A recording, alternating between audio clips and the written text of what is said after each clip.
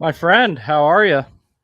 I'm good, man. Just celebrated a birthday, and I did it before you. My favorite basketball number playing in high school, but there it is, right there, That is beautiful. I can't wait to get mine. I'm waiting until my dude. job. I'm waiting until my job starts, then I'll get mine. I'm gonna get the white one too, since I only have one white one, and he played his first game in the white one. So I had a Aho one, but it was the wrong size, and then my mom got it for me, and then she couldn't find it. So she was like, "What do you want for your birthday?" And I was like, "That." mhm. So I'm really excited to wear that on opening night. But yeah, man, been good. Had a birthday this month, and that's pretty much it. What are you up to? How are Not you? nothing really. I'm just waiting on August to get here so that I can actually start working. Yeah, That's when my job is supposed to start, and then I'll actually be able to really dedicate all the resources I want to the channel and everything like that. good, good.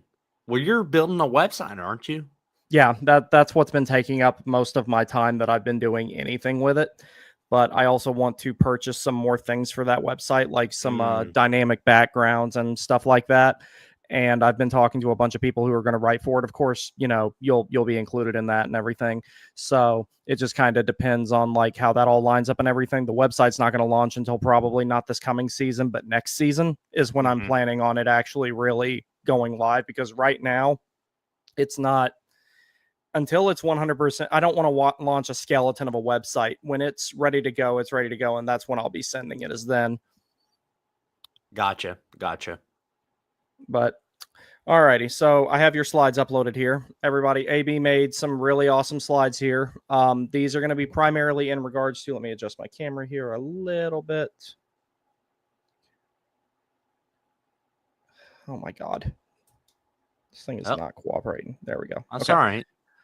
Um, So AB made these slides for the most part. So credit to him for that. Thank you very much, good friend. I appreciate it.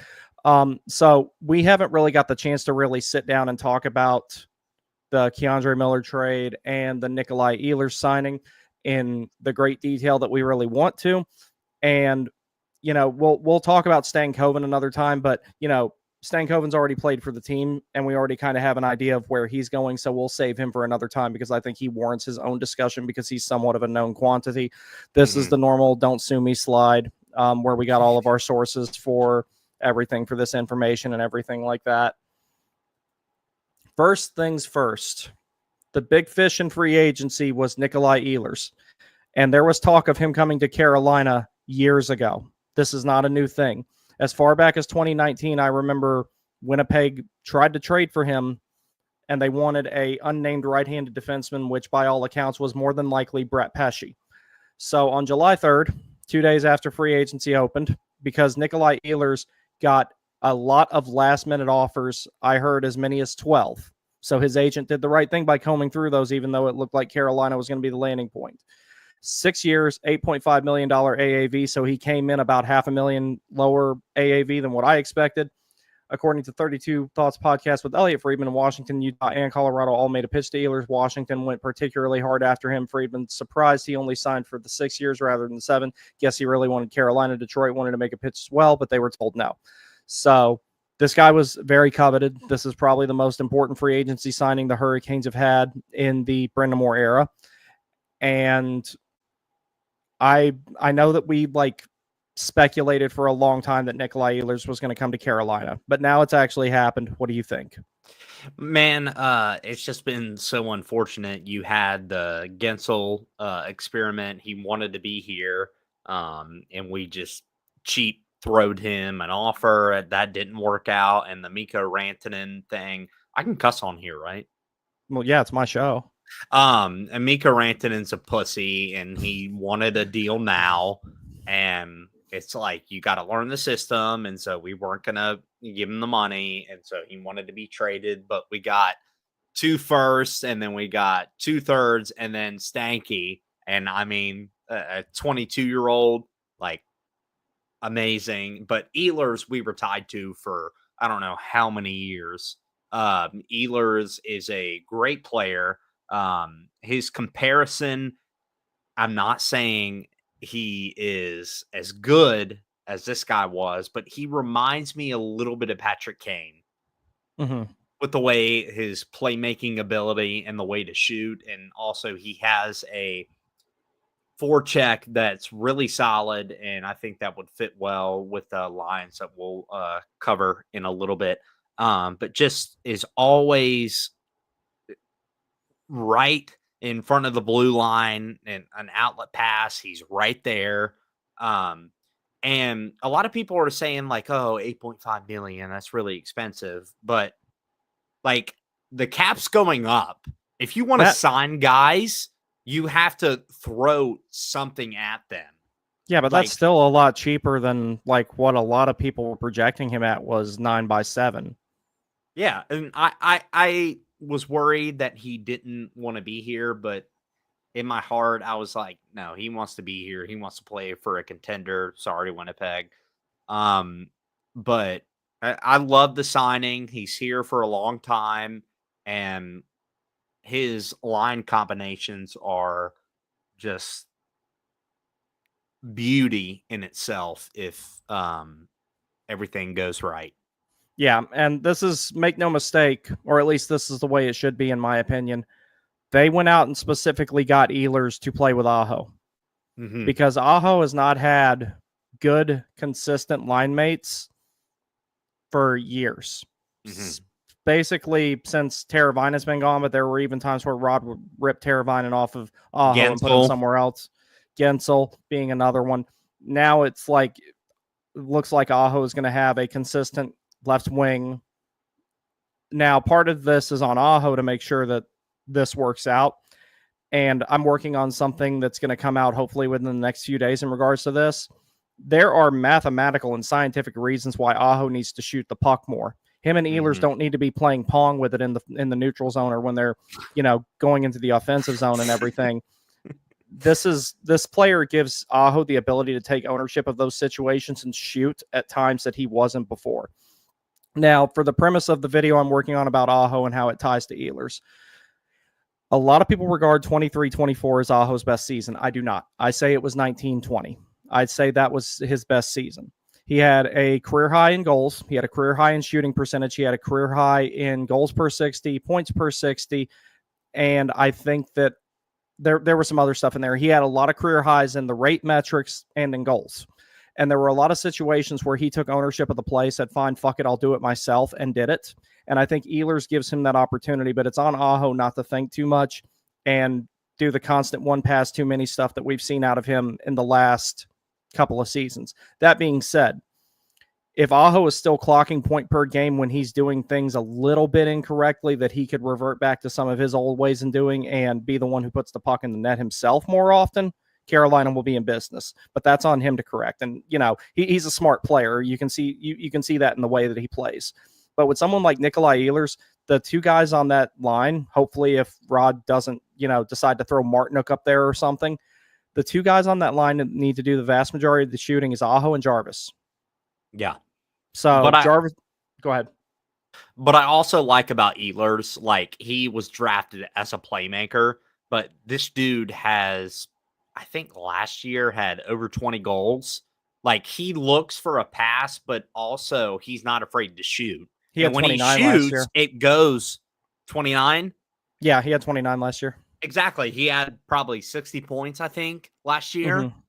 And like that's what I love about Ehlers. Yes, he's a playmaker, but it also reminds me of the Patrick Kane to where he's looking for the pass, but when he shoots, it's a really good shot on goal. Yeah. Aho needs to do a better job of that because again, he was scoring goals left and right, but in the past 2 seasons, he's kind of cooled off, especially in the playoffs. I don't really see him scoring goals. He did much. this time. He did this time, but like in the past, I'm saying like he wasn't the Sebastian Aho takeover that you want. He's capable of it, but he's not doing it. And I think with Ehlers on his left side, hopefully, I think that's a match made in heaven because you have a playmaker and then you have a playmaker slash shooter, which is kind of like Patrick Kane. He won't be afraid to enter the zone, heavy forecheck, and shoot the puck. Mm-hmm. And I think that's what he did so well in Winnipeg.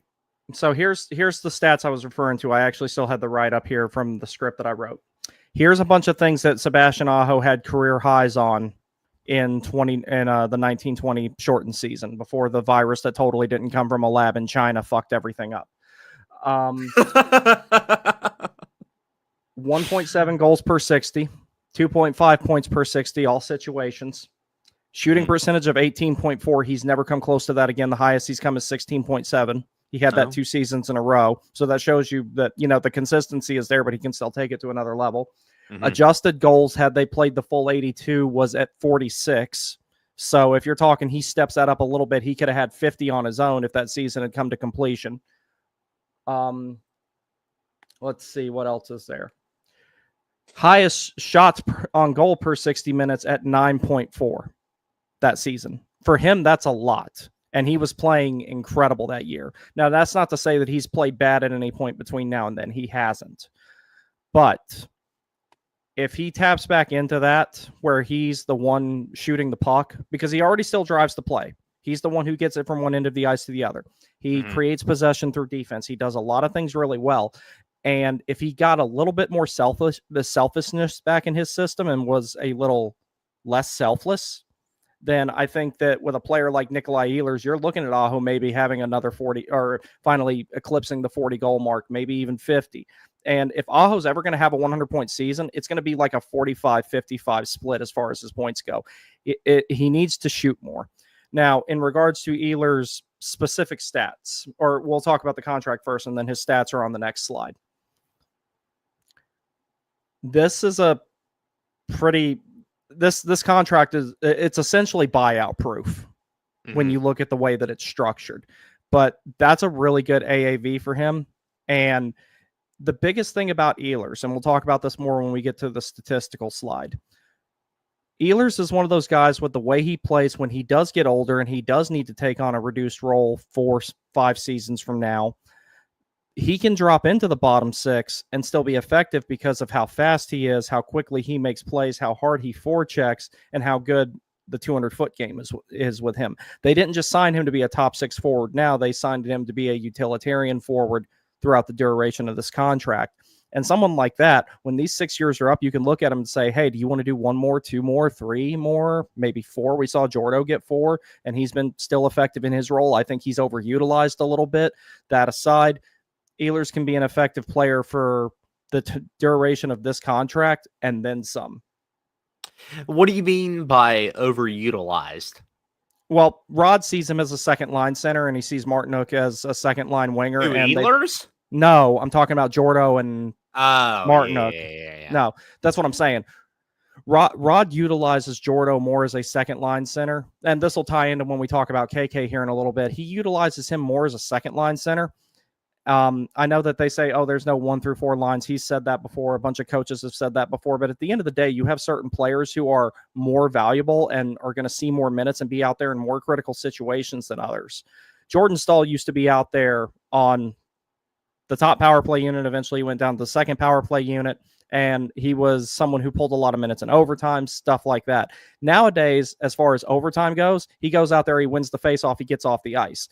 Or in the case of his power play utilization, that went from being relatively often to diminishing to now he's never used on it, and he shouldn't be. So that's not to say that Jordo's not still effective in his role, but what was the point of Carolina building a better team and rounding out more of their depth if Jordan Staal is going to play the same role now that he did in 2019-2020?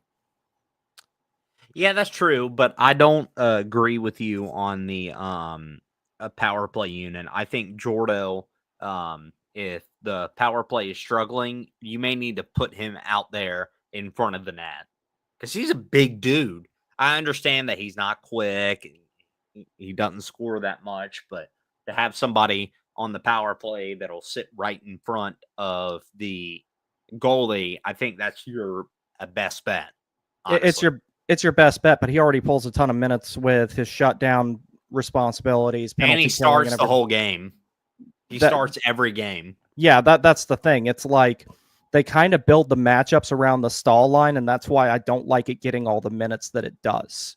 Mhm. Now, one thing, and we'll touch on it more when we get to KK.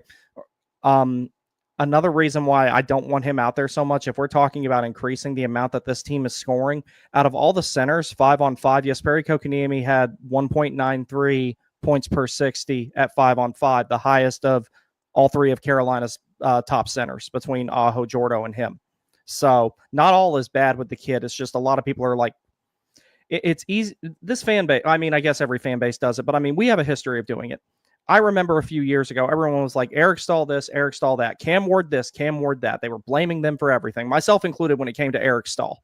Mm-hmm. But, you know, now that I've gotten older, I've gotten wiser, and I look back on that time frame, he had a really shitty team built around him. What the fuck was he supposed to do? 100%. I mean, if you look at Cam Ward and Eric Stahl, I mean, Eric Stahl's first year, he put up, I think, 100 points. He did. And, like, he was steady, like, over 50 points every single year. But, like, who did he have? I love these players. You had UC Okinen. I love the Cheers. Tomoa Rutu. That's my boy there, too. You had Alexander Semin. Yeah. And just a bunch of guys. And you had Ron Hainsey. You had all of these guys. But Stahl, it made Stahl look like he was an old vet and everything like that. And he went to New York. He thrived there a little bit. And then he caught his footing again in Minnesota. And then eventually stuff happened. He retired. Do you know how many times he went? Go ahead. How many times he went to the Stanley Cup Finals in his career? 1. 3. Oh, no. Florida and Montreal. Yeah. That's right. Yeah. That's right. He went with Florida and Montreal too. So like, and you know, he won it with Carolina. So like, there's no doubt that he was an effective player, but like, it's just like anybody, even the very best, like Connor McDavid, Nathan McKinnon, they have to have a team around them. Hockey is a team sport, and it might be more of a team sport than anything, where having chemistry and having the right players around you is more important than anything. You know, 100%. It's like, not everybody can be the Los Angeles Dodgers and just buy the fucking league. And even if they could, they still wouldn't win. I don't know about that.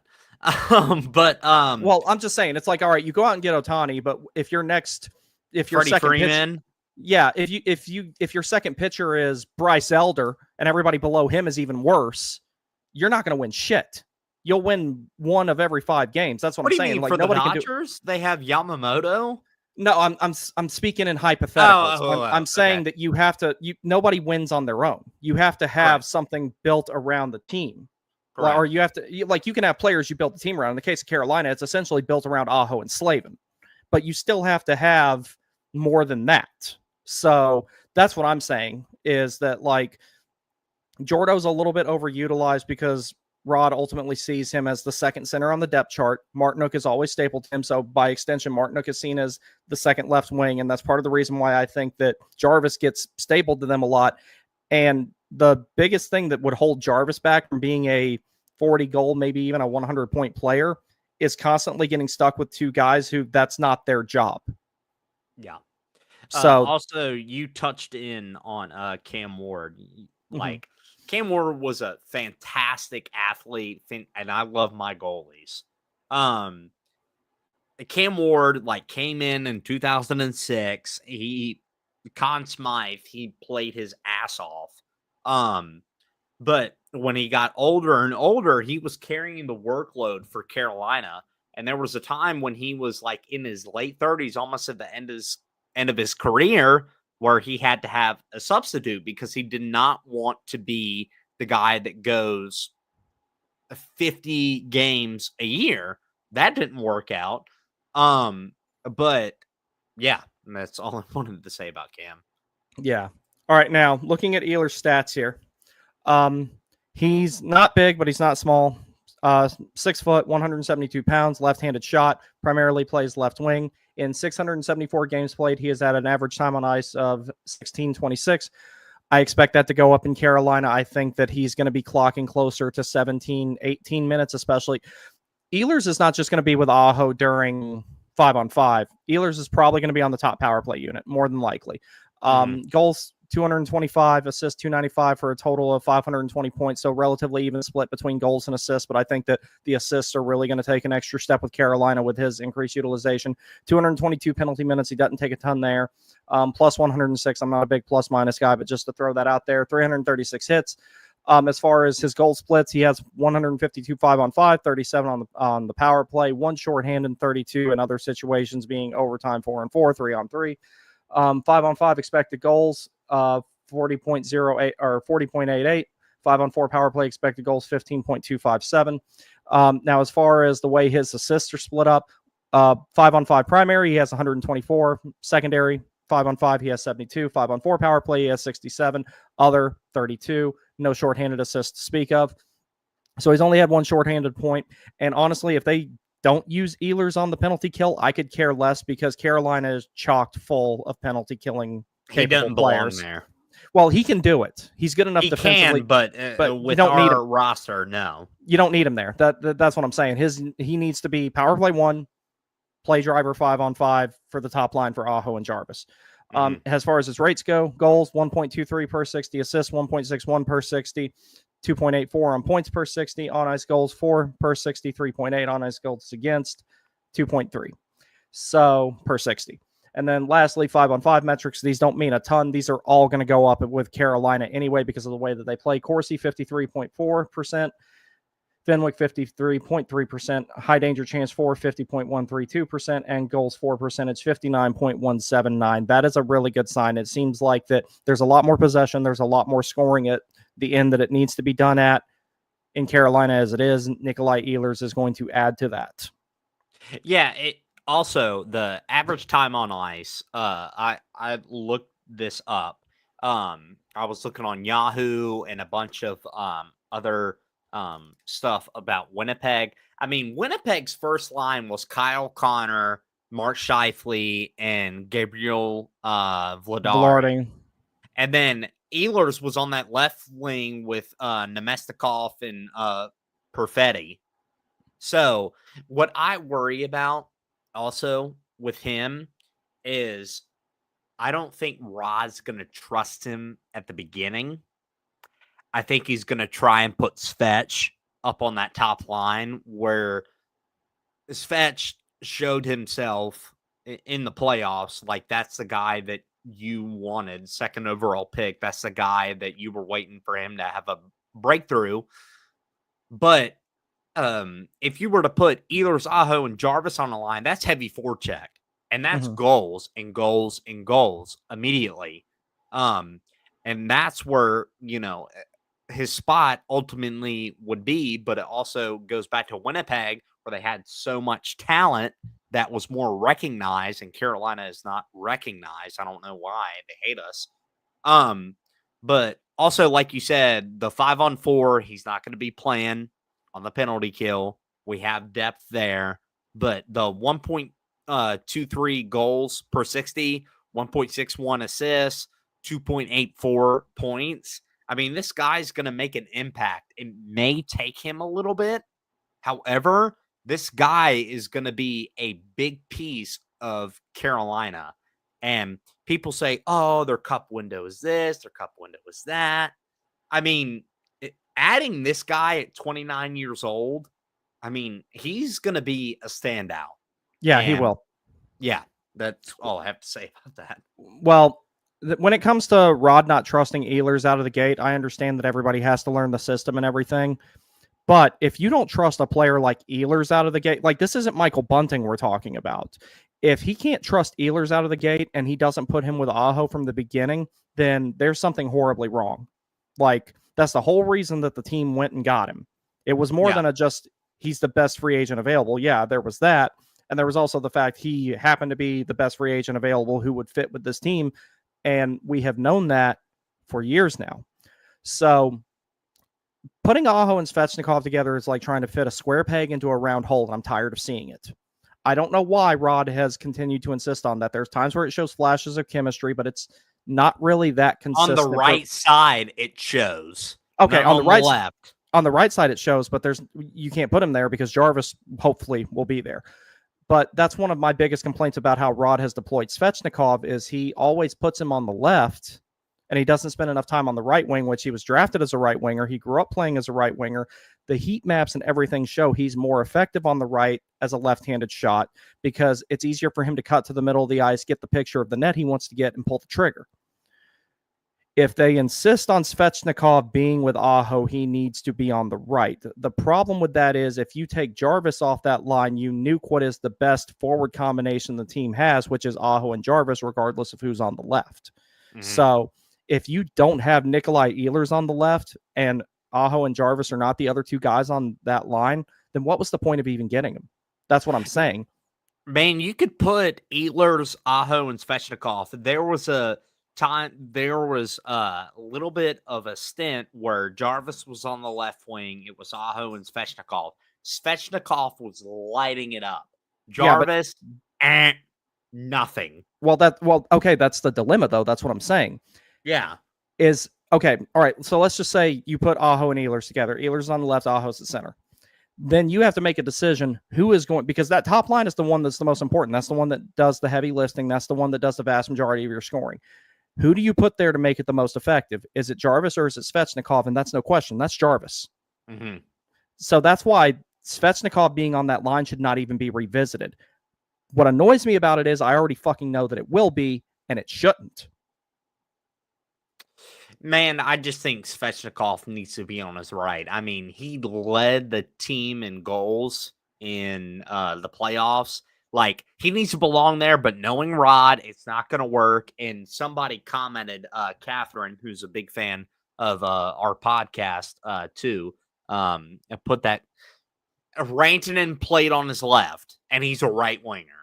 Yeah, that's what I'm saying. Square peg, round hole mentality with that stuff. 100%. 100%. And it's like we've been over this, and it's happened over and over again. So what I'm saying is if we want to mitigate that situation, two things can be mitigated immediately if you put Ehlers, Aho, and Jarvis together as far as how he does the rest of the lines.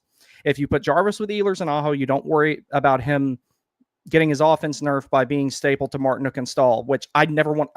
Now that I've had time to think about it, this roster's better now. I can understand why you were trying to go for balancing the lines a little bit more last season. The team wasn't as good. Against Florida, especially. Yeah. The team's better now. So I understand, like before, the team wasn't as good. You needed to send out 4 effective lines, try and keep the game close, and hope that you could edge out the other team, by using your depth. That's not the case anymore. You can afford to load up the top 6 a little bit more, especially if they make another move between now and the start of the season or at the deadline, whenever it might occur. Mm-hmm. The second thing that comes from that is it stops trying to force the Aho and Svechnikov chemistry that is not there. And KK and Svechnikov play pretty well together. And I think that if you leave Svechnikov on the right side with KK, both of them will play better if you do that. Then you have options there with what you can do with the left. Stankoven is a dynamic enough player to where he can play the left side if you want to put him there. Like, that's a distinct possibility. Or me, if I had my way, even though this doesn't reflect with the line projections I put in later in the slides, if I had my way, the third line would consist something along the lines of KK, Robinson, and Martinook or something like that. In the future down the line when Jordo retires. So that's what I would build the bottom 6 around. But the time has come where the team is good enough up front. They still need another center. I'll admit that. But other than that, the team is good enough up front thanks to getting Ehlers. And with the emergence of a guy like Robinson, who is a bottom 6 staple and very important piece, to where you can start loading up your top 6 and expect them to go out there and score goals. And on these nights where things are not going well, stop putting Martinook up there. Maybe you put Robinson up there because I think he's a little bit better of a player than Martinook, and I like Martinook. But if you absolutely have to mix the lines up, try to keep the top 6 forwards with...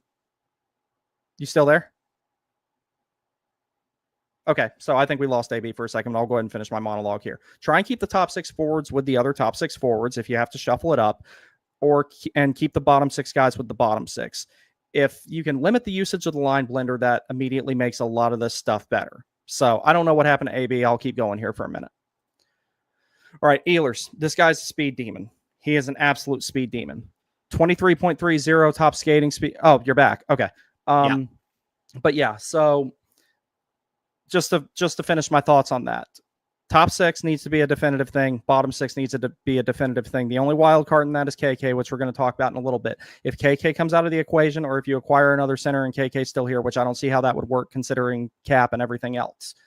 If that happens, there is absolutely no reason that we should see Jarvis Woodstall and Martinook, or see first line Martinook again, or even see Robinson. The only player that should be definitively in the bottom 6 that should bump up once in a while to kind of get things going is Taylor Hall. That is it.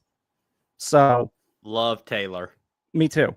But and fun fact, Taylor Hall first overall pick, Svetch second, KK third. Yeah, KK was drafted way higher than he was supposed to be, though. Yeah, and also Montreal fucked up his development. They tend to do that. They're about as bad as developing. They're about as bad at developing players as the Rangers are. Anyway, going on. Talk about this. We're looking at this graph. Look at the goals and look at the shots on goal. That stands out to me, and the top skating speed. What do you have to say about that? Because you're way better at all of this than I am. The speed is what stands out to me the most. That's one of the reasons why when people were talking about, maybe Ehlers coming to Carolina years ago, that was one of the things that I'm like, okay, well, he's got that part. Like, that's not going to be a problem. So when you're talking 23.30, 94 percentile, that is incredibly high. Mm-hmm. We're talking about him being the fastest guy on a line with Sebastian Aho and Seth Jarvis. That's a big deal. Speed burst over 25 miles an hour. He's in the 86 percentile there. So he's not just got top speed, he's got acceleration. And if you ask me, on a 200 by 85 surface, acceleration is significantly more important than top speed, because you're constantly accelerating and decelerating all the time on ice. You hit your top speed maybe a few times a game, not nearly as often as you're taking the 2 or 3 short choppy steps trying to get launched. Skating distance, he's only in the 63 percentile there, but the way that Carolina plays, that's going to go up just because he's going to have to cover more ice, because the man-on-man thing, constant fluidity and having to keep up with whoever you're covering, he's going to do that more. Shots on goal, 85 percentile, so he'll fit right in there because, this team loves to shoot the puck. They just don't put it in as often as they should. Shooting percentage, 13.8. League average by position is 12.7. Shooting percentage, as long as he's above average, that's a good thing, because if you think about it, we don't have a ton of high shooting percentages on the Canes. Yep. So anything above league average is a step in the right direction. Goals, he's in the 85 percentile with that. It says 24. I could have swore he had 29 last year. That might have been a mistake on my part. League average 11 point. Look it up right quick, but yeah. So league average 20. The league average being 11.2. That's when you're accounting for defensemen, bottom 6 forwards, top 6 forwards, everything. And he had 24 last year. Okay. And so that stat is really top heavy in regards to guys who score a lot, i.e. the David Pasternaks of the world. So again, above league average there. It would be better if he was a little bit higher, but it's still good as far as I'm concerned, and it moves the needle in the correct direction. All right. So do you have anything else on Ehlers? No, I'll just read Keandre Miller. So if you saw our live stream for the free agency, I got a little bit upset because I hate the Rangers. And so I was pounding my fist a lot because Keandre Miller was traded to Carolina for Scott Morrow. And we've talked about this a lot. Morrow is a great player, but he was never going to fit into this system. And we traded a first and a second. If you haven't, also Carolina put out a video with Eric Tulsky getting Keandre, and was like, I think it's only fair if I put a first and a second, send it to New York. And then that same day, Keandre Miller signed a 8-year, $7.5 million extension with Carolina. Again, in order to get guys that have a top 4 low and a elite ceiling, you have to pay money. And when we talked about this, personally, you and I and Jeremy went back and forth. This guy is physical. I've seen clips of him standing up for his teammates. He's 6'5". He's a big guy. And there are a lot of people on the Hurricanes fan base are complaining about him getting burned. However, he was paired with Adam Fox. So obviously you're going to let up a goal or two. Yeah. And now some other things important to note about Miller. Let's go over to, all right, we'll talk about the contract first. And then I've got a lot to say about him as far as the statistics and the physicality side of things and everything like that. So Miller's contract is as simple as it comes. $7.5 million salary every single season for the 8 seasons that he's signed for.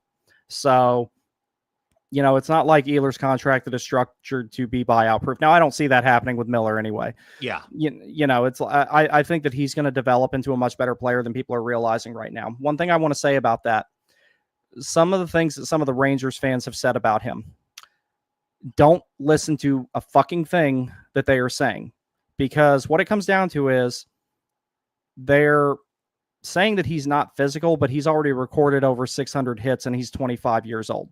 I remember in the series, the last 2 times that the Canes have played against the Rangers in the playoffs, he was aggravating as fuck because of how physical he was. He's an irritating guy to play against. Gap control is not the best. Tim Gleason, Jacob Slavin, Rod Brindamore, and all of them will take care of that. That's going to get fixed. Don't worry about that.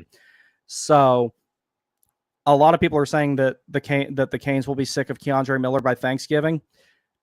I would just like to add, a lot of people were skeptical of the Brady Shea trade, which occurred with the exact same organization as this one did. It took Shea some time to adapt, but once he did, people were screaming from the rooftops to pay him everything that could be paid to him to keep him.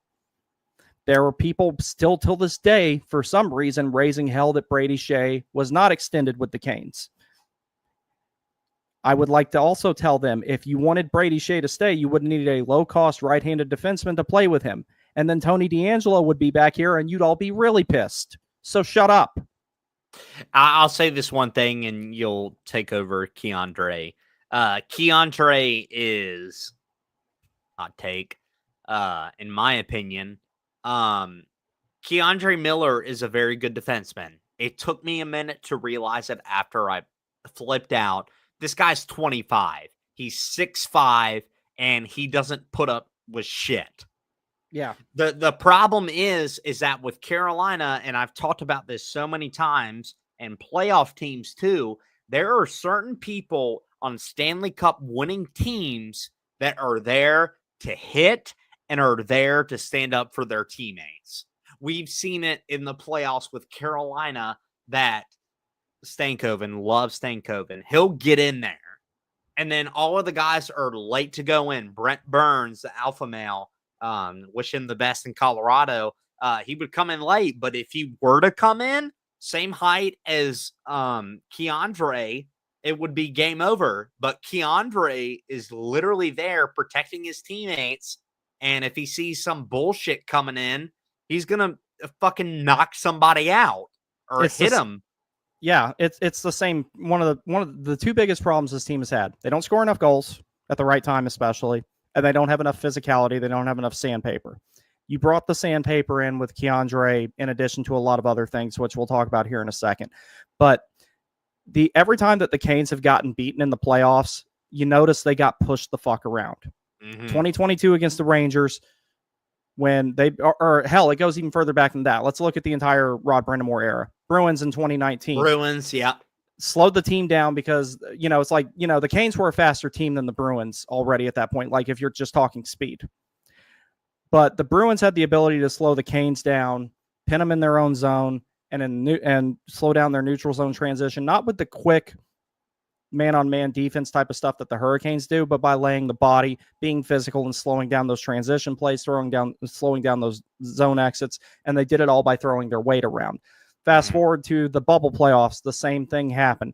The only kind of unique loss in that regard is in 21 against Tampa.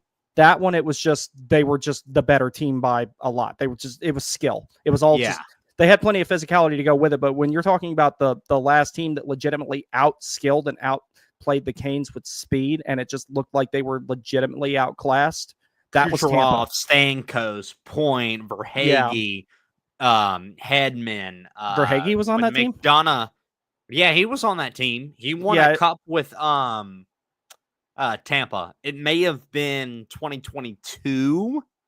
I Yeah, think. it's just hard for me to remember because that's back when I was working at night, so I didn't get to sit down and watch every single game, and that series ended in 5 But anyway. like you were saying, we have been beat by physicality, and also with Florida, we have been there. Like, we're knocking on the door, but Florida, I mean, they are a different breed, yeah, and especially when we lost to them in 2022 and when we lost to them in 2020. Was it 2023, it was 23. 2025? It was 23 and 25. Yeah. So then, so just continuing on this with 2022 against the Rangers, first couple of games, things actually didn't look good and they started getting better, but still the physicality ramped up from the Rangers, and ultimately they drug that series to 7 games and won. They knew that Carolina couldn't score on a power play. They knew that Carolina couldn't win on the road, and then they finally took it to them in Game 7, and that was a nightmare. You fast forward to the next year, Florida. Granted, that was the most lopsided loss that Carolina has had in the playoffs in the Rod Brindamore era. They shouldn't have lost We that didn't series. get swept. Well, the only reason Florida won that series was because of Sergei Bobrovsky. If you take him out of the equation, Matthew Tkachuk doesn't matter. Sasha Barkov doesn't matter. None of them matter. None of them matter if Bobrovsky is not in net. He's the only reason they won. Carolina had greater expected goals in 3 out of those 4 games, and I think it was like 7 or 8 higher by the end of the series, and that's accounting for the overtimes and everything else. Florida did not win that series without Sergei Bobrovsky. You fast forward to the next season in 24, same thing. Rangers, more physicality. Granted, they had the power play on their side, which gave, and the penalty kill just up and decided to fall off a cliff and drop to 75% in the playoffs, which we'll never see that happen again, I don't think. Mm-hmm. So there's that. And then you go to this past season's loss. Same thing. Out-muscled, lost again. If you don't mitigate that problem, it doesn't matter who else you add. We did get the one game there, but I was at Game 6. We had Aho did everything by himself. Game 5, and Slavin did everything like he could, but I mean, it's just Florida, man. I mean, Florida is a stack house. I mean, they are just a full-blown chimney. And I saw a thing with Frank Cervalli that when Tkachuk was getting traded, it was heavily favored with Carolina, and at the last minute, he signed with Florida. Yeah. Well, the thing about it is, and that was Game 5 you meant, not Game 6. No. Game 6 is when we lost to the Panthers. No. Game 5. Yeah. My bad. But that's what I'm saying. It's like, unless this team addresses the lack of physicality, none of it's ever going to happen. And a guy who has over 600 hits already at the age of 25 cannot be soft. So I don't care what those Rangers fans are saying, because a lot of them tend to just up and turn on a guy the moment he gets traded or the moment he goes to free agency, regardless of the reasons behind it, whether he had any control of the situation or not. So I'm just not going to listen to any of them. Plus, one of them... go ahead. One of them threatened my buddy Devil's Joint, and I'm not particularly happy about that. He told him to take a toaster bath, and then he deleted it, but I'll address that some other time. Canes fans are bad, the burners, but Rangers fans are, I just don't agree with that. However, talking about Keandre, the dude's 6'5". Would you like to run into him? I'm 6'3". Yeah. Like, he would literally break my liver. Yeah. So, anyways, go and talk about his statistics. All right. So 25, 6'5", 210 pounds, left shot, primarily plays left defense, but we could potentially see him on the right since there are 4 left-handed defensemen anyway. In 368 games played, he's clocked 21-27 average time on ice, 36 goals, 96 assists, 132 points. Plus 49, 661 hits. That's a lot for this early in his career. 5-on-5 offense, he has 30 goals, 70 assists, total points of 100, and individual expected goals of 18.93. 5-on-5 expected goals percentage of 54.27. Overall expected goals percentage of 48.19. 5-on-5 defense, expected goals against average per season, 58.98. On ice goals against average per season, 56.4. So it's good that that number is lower than the previous one stated. 400 total shot blocks, 592 hits, and on ice save percentage of 91.27. Rate metrics, 0.28 goals per 60, 0.72 assists per 60, 0.96 points per 60. That's actually really good, especially like that last statistic gives me a lot of hope. And he draws even with on-ice goals for and against at 2.9 each. 5-on-5 metric, Corsi 49.6, Fenwick 49.9, HDCF 47.38, and goals for percentage 49.12. The reason that last one dipped so much was because of how bad of a season the Rangers had, so don't put too much stock into those. The biggest thing I want to highlight is this kid, for as big as he is, he's also a really good skater.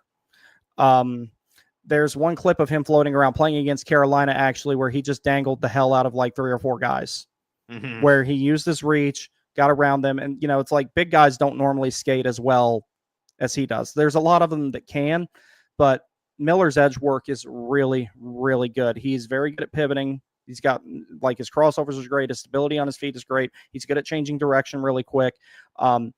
One thing I noticed for as big of a guy he is, he gets really, really low in his cuts. So he has a lot of control over his edges when he's making those quick punch turns and everything like that. The acceleration lacks a little bit, but that's normal with larger skaters.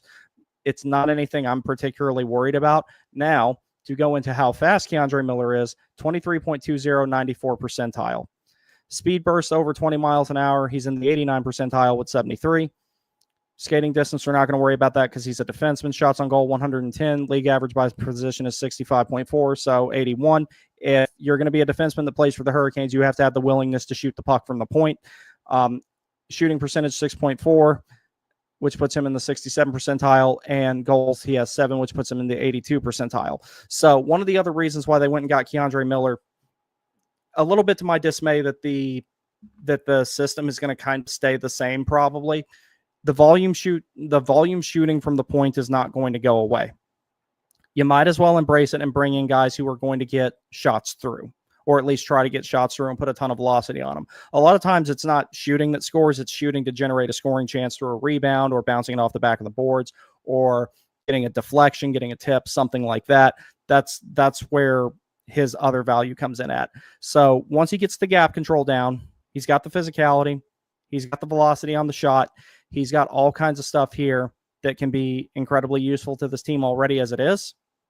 So I think that when we're talking in terms of these two guys, Ehlers and Miller, adapting, I think Ehlers will adapt a lot faster than Miller will. Give Miller about 20 games, maybe a little bit more, before he's automatically written off, because that's one of the burdens of being a defenseman. You're never on the highlight reels unless you're Quinn Hughes or Cale Makar. They don't see the 20, 25 defensively responsible plays that you make. They only see the one where you had a breakdown and got scored on. They make assumptions about your career based on that. I don't think that's right, but it's never going to change. So I'll say this about K'Andre. He was paired with a terrible defenseman. Yes, Adam Fox is a stud. He's great on the power play, shoots pucks on net, assists, and everything like that. K'Andre did have problems with leaning into the zone and trying to make something happen, because Adam Fox, the only thing he'll do is pass or shoot, and it deflects on somebody. Rangers fans, you can attack me, but it's the truth. I'm just saying that K'Andre is a young guy. Fox is a young guy. Fox is a very good player, I will admit. But if you put Miller in the Hurricane system, he's going to be shut down, and he's going to put pucks on net, and he's going to have follow-ups. And I honestly feel like he's going to be, not saying he's Gossesfair, I honestly see him penetrating on that left side, on his natural side, and trying to put something top left or top right and try to put a rebound in. That's just what I feel about it. Yeah, I can see that happening a lot too, depending on what side of the ice he ends up playing and everything like that, because somebody's going to have to play their offside. We'll talk about that more in a little bit, but I personally don't want that to be Slavin. I know a lot of people are saying that. No, leave him where he is. Let him keep doing his job. But we'll get to that in a little bit, because you literally have two better candidates to play their offside than Slavin. All right. So we're going to talk about, speaking of defense, we're going to talk about what we think the defense is going to look like. AB, you tell me about your line combinations here, and then I'll talk about mine. So, Slavin is obviously going to be on the top line. I mean, the best defensive defenseman. If you look at Spittin' Chicklets, they put out another episode with Bradley Tkachuk. Bradley Tkachuk literally said,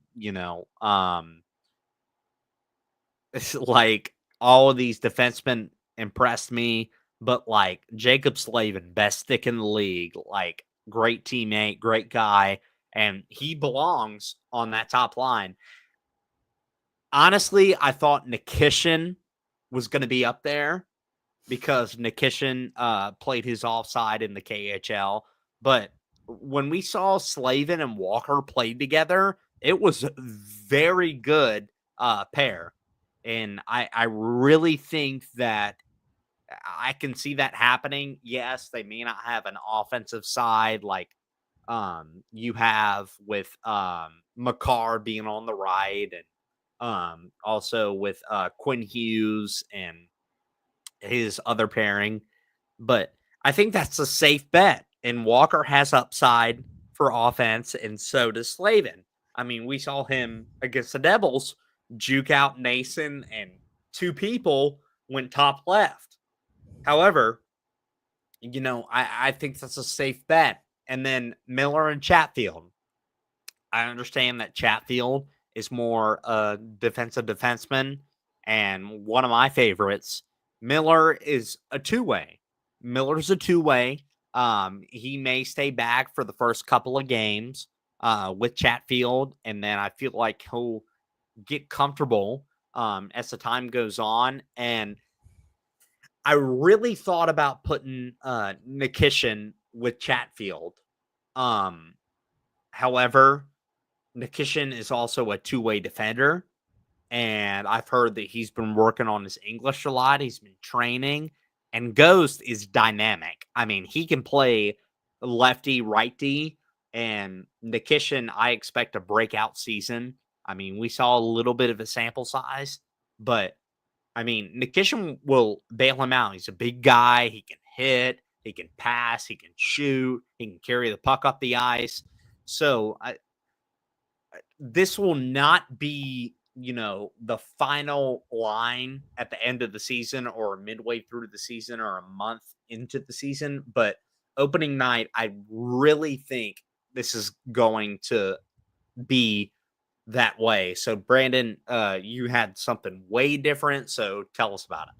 Well, if I can, about your combinations first, here's the whole thing about it. The reason I have the combinations I have is I think that Rod is going to want to change as little as possible from last season. The biggest reason I know I'll never see the Slavin and Walker pair full time is because that's what I want. So I know that it's never going to happen.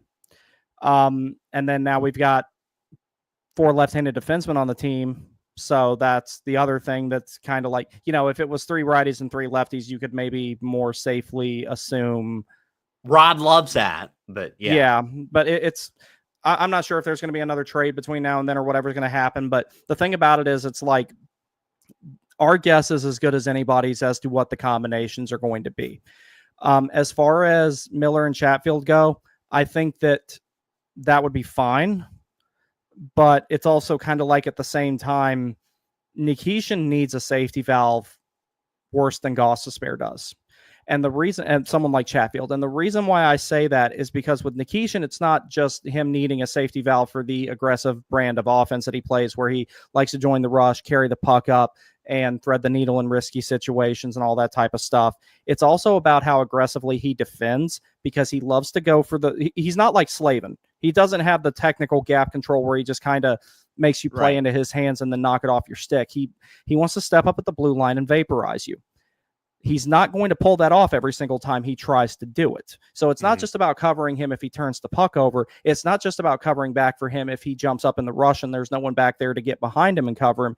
It's for when he goes to step up for those big hits at the blue line and he misses. And he's going to do that a few times early on, especially considering that it's a lot easier to hit people in the league that he came from than the one he's in now. He's not going to go in there and just absolutely annihilate people at the frequency that he did in the K. So I don't want to see the Nikishin Ghost pair in particular because it was shaky at best during Game 5. They got the job done, but I think that nerfs a lot of Gostisbehere's offense. Miller and Chatfield, I think that would work. Slavin Walker would be remarkable, but I just don't think that the current circumstances allow that. That's all I'm saying. So why Slavin and Miller on that top line? Because it's the least amount of change, if you think about it. Burns out, Miller in, Nikishin, Chatfield. It's basically like you took Orlov out of that spot, Nikishin gets penciled in there, and then you have the only pair that you would have that has 100% familiarity with each other with Gostisbehere and Walker. That's my biggest And again, we're talking about opening night. Obviously, this is going to change. It can change. Obviously, I see Nikishin and Chatfield together, but man, Walker's such a good player. Walker should be playing with Slavin. Absolutely. That's why I put it up there. But I mean, if I were to change it from what I said, I probably put Nikishin with Chatfield and Miller with Ghost. Yeah. Because that would probably be a little bit more reliable. But let's go into the forwards. Well, one more second, though. I will say this. This is the one season that I think you're going to see the defensive pairs are not going to stay the same the entire season. Mm-hmm. It's been that way for the last few years, where they start one way and they basically play the entire season like that, barring injury. Mm-hmm. I think this season, that's not going to be the case. Mm-hmm. I think that they're going to try. Okay, like one of the things I hope happens, I was going to say expecting, but this is Rod Brennamore's way of doing things we're talking about. And that's not a knock on him. He knows more about hockey than I ever could. At least it's not Don, how we like our group. Yeah. I think that once Nikishin adapts, once he learns the system a little bit better and he's playing more often, you could, and he's pulling more minutes, you could see him be the guy with Slavin. That's not going to happen out of the gate. Mm-hmm. Unless he has a training camp that just blows everybody away. And that could happen. It probably won't. That could happen. If Nikishin has a training camp that blows everybody away, and they're like, okay, this guy's ready for top pair minutes, then maybe he goes up there. You still have to be patient with him. He still has some things to learn. Mm-hmm. You could potentially see Nikishin with Walker, maybe, even though I think that's less likely. You could see Gostisbehere up there playing on his right side with Slavin, because then you would get a ton of offense out of that pair, and they would still defend very well. Mm-hmm. The only thing I don't see happening is Slavin and Chatfield, because then you're putting all your best defensive eggs in one basket, and you can't do that. Right. So, except for penalty kill or 30 seconds left and you have a 1-goal lead, maybe Slavin and Chatfield will be out there together. But our guess is as good as anybody's as to how these are going to be. I do still have my concerns about them having 4 left-handed defensemen right now without someone definitively playing their offside. Like, okay, Miro Heiskanen plays the right side of the ice a lot. But he's better over there. But he's Miro Heiskanen. See, we don't have that luxury of having someone like Miro Heiskanen that we can say definitively put him on the right side of the ice, even though he's a left-handed shot. Carolina doesn't have that. So unless Miller or Nikishin steps into that type of role, we could see a multitude of different line combinations over the course of the season. I wouldn't be surprised to see every single combination possible except for having Slavin with Chatfield.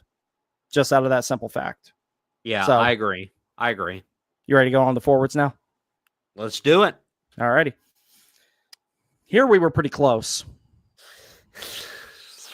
Yes, we were. So you want to take it first?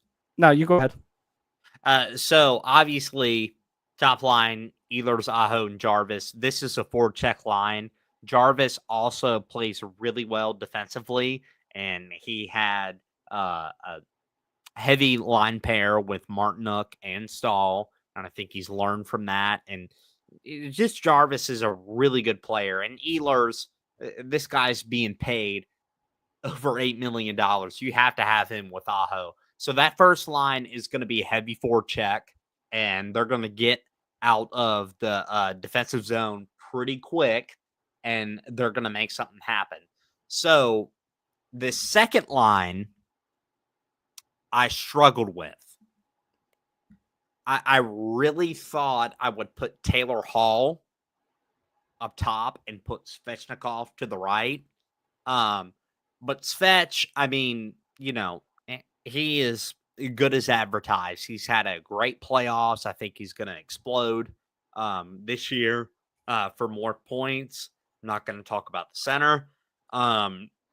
Stankoven, I mean, 6-year deal, and he's just going to grow. I mean, not physically.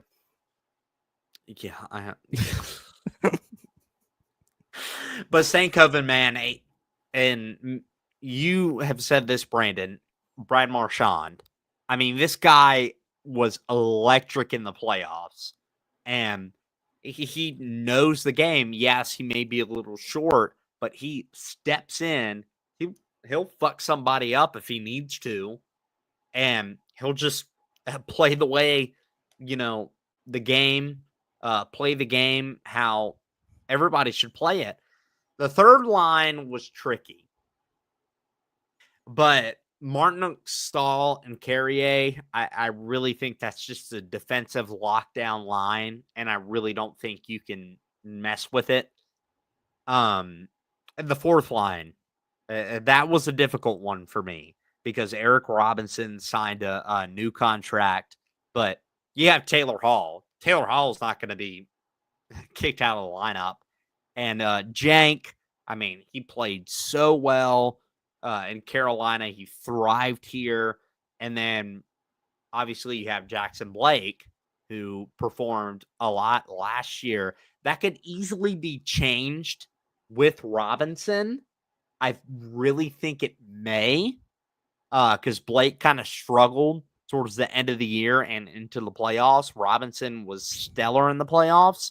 So that's my forward prediction. Brandon, we had the first line similar. So tell me what you thought about the second, third, and fourth. See, I'm kind of regretting that, because I did this part quick. I did it right before we got on. I wish I'd put Robinson where Carrier is. So, I'll tell you what, just throw my combinations out, and I'm going to go completely off of memory and remove that from the screen because I'm legitimately pissed at myself that I forgot Robinson, but I did that really quick, and I was one of the biggest guys saying, "Hey, sign this guy immediately." So here's my whole thing about it: Aho, Ehlers, Jarvis. That needs to be, like we were talking about earlier in the show. That needs to be the definitive top line. Mm-hmm. Leave it alone. Stahl, Martin, Carrier. Have that one together. On that third line? That should be the fourth line. I'm sick of it being utilized as a third line. That's what I was getting heated about earlier in the show.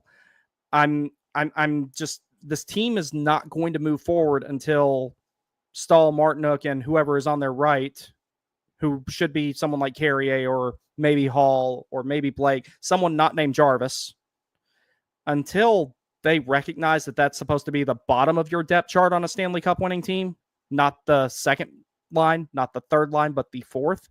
Until that gets recognized and they're utilized as such, the Hurricanes aren't going to win anything. It's just that simple. They will go to the ECF and get stopped by Florida again until that changes.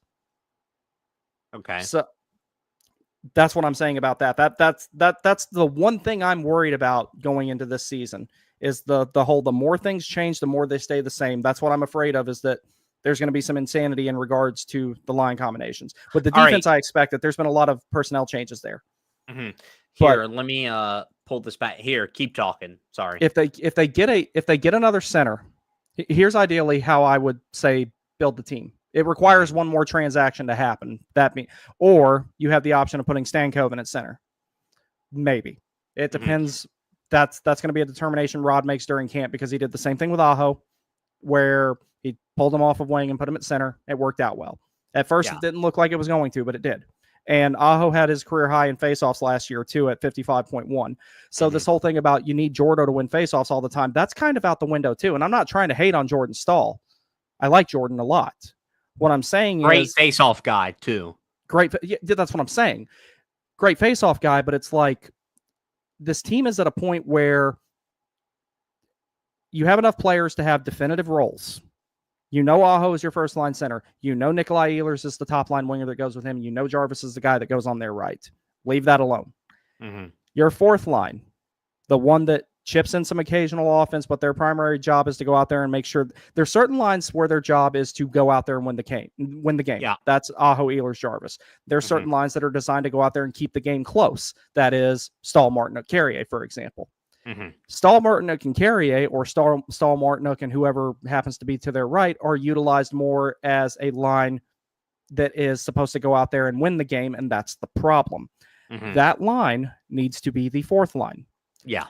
And then everything you build in between that, however you want to do it, is the other two lines that go out there and win the game while the fourth line keeps it close. If you get a game-winning goal out of your fourth line or a difference-making goal out of your fourth line, great. But you need to build the team to where that's not their job. That's not the expectation that they're given. Because the moment that you put Jarvis with Martinook and Stahl, that's the expectation with them. That needs to stop. That's where the next step has to come in. So you do that, and then if it were up to me, let's just say that you could do this, for sake of painting this picture, you take Jankowski out of the equation, just temporarily for the moment. Even though I like Jankowski a lot, you take him out of the equation. And then you have KK for the third line center, and you put him with, say, Robinson and Blake, for example. Because Blake's got top 6 potential, but if he's going to get to it, it's not going to be this season. That's a while off. He's got a ceiling. He's got a really high one.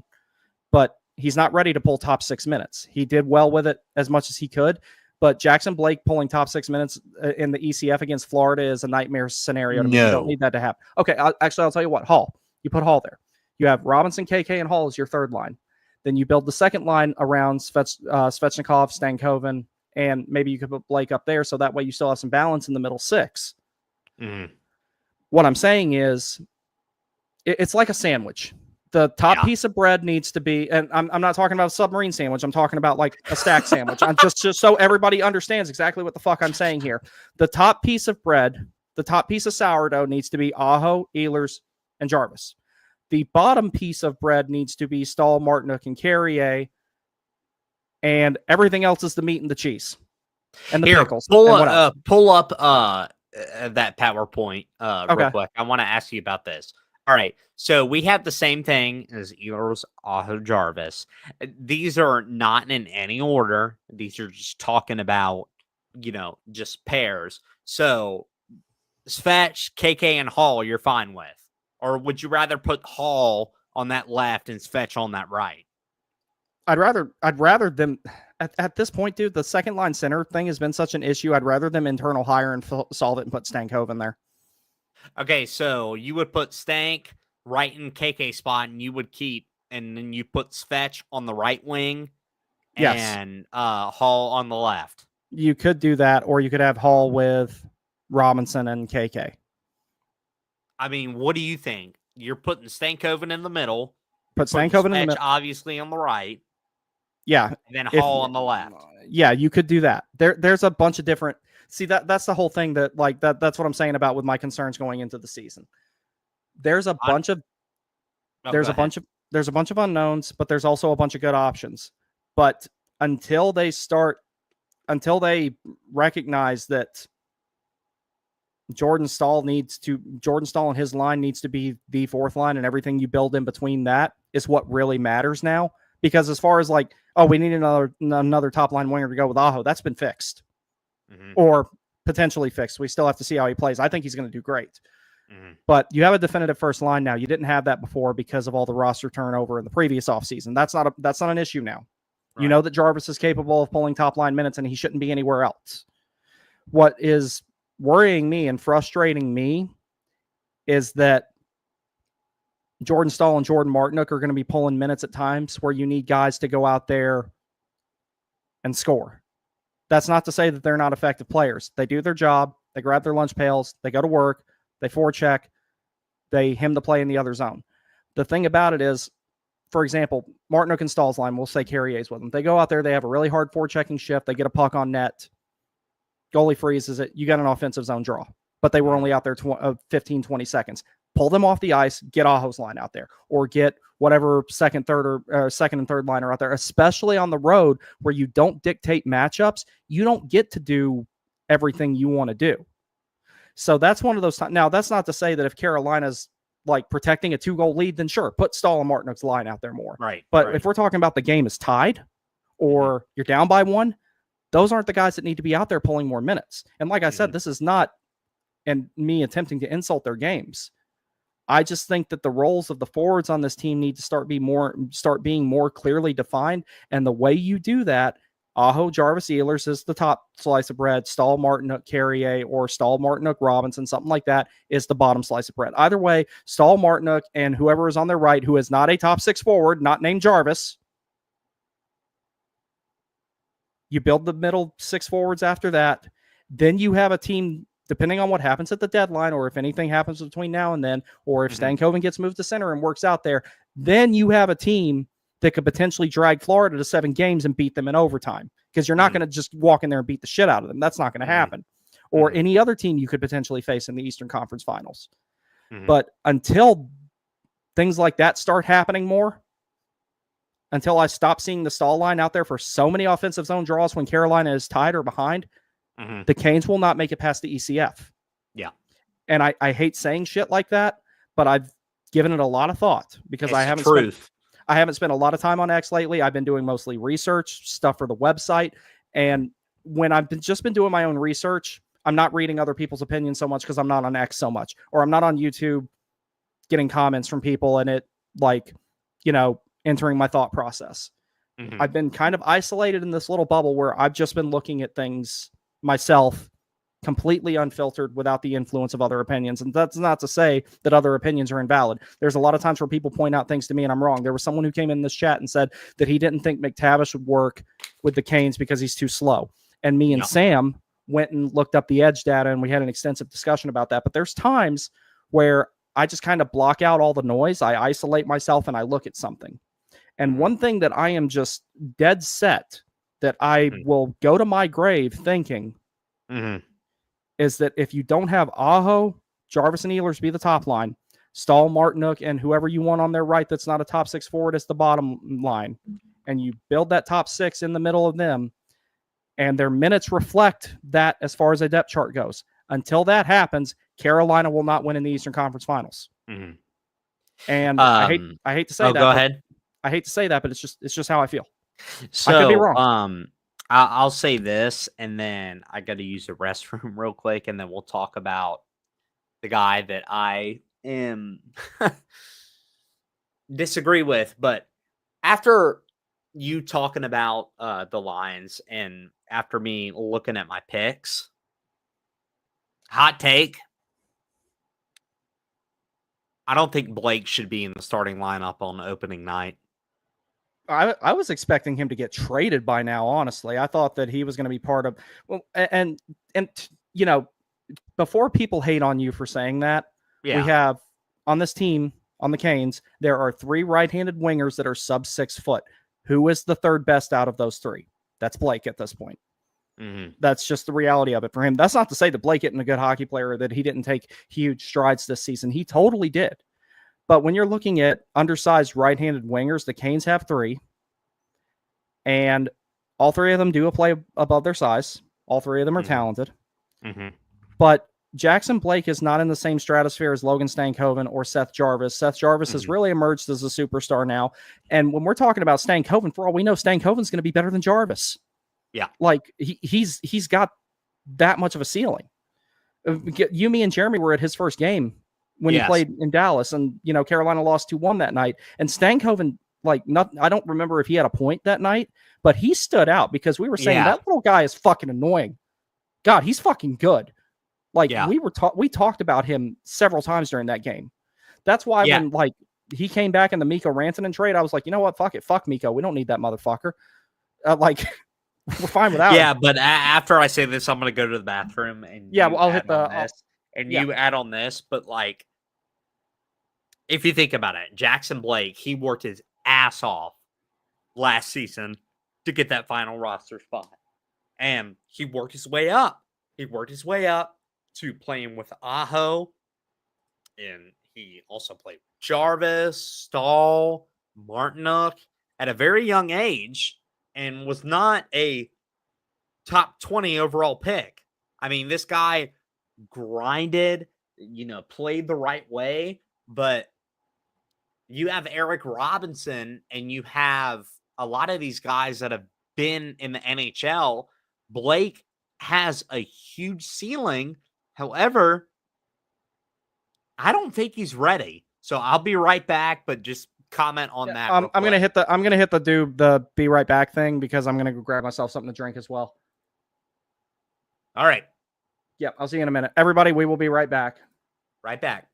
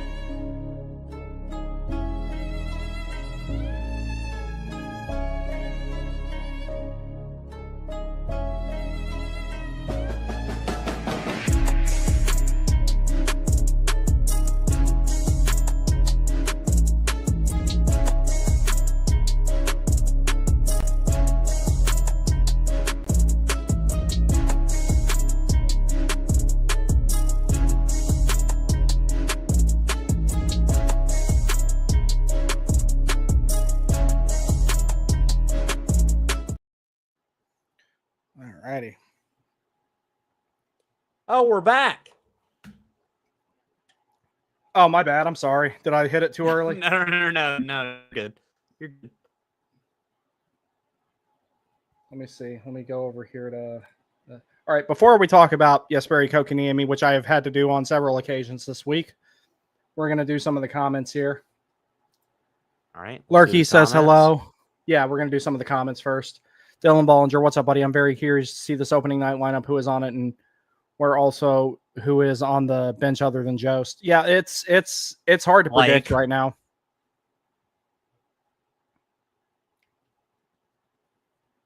I have my Dylan also says I want a Nicky jersey. I just don't have a white. I don't have a White Canes jersey. I have Black Nino in the anniversaries fetch.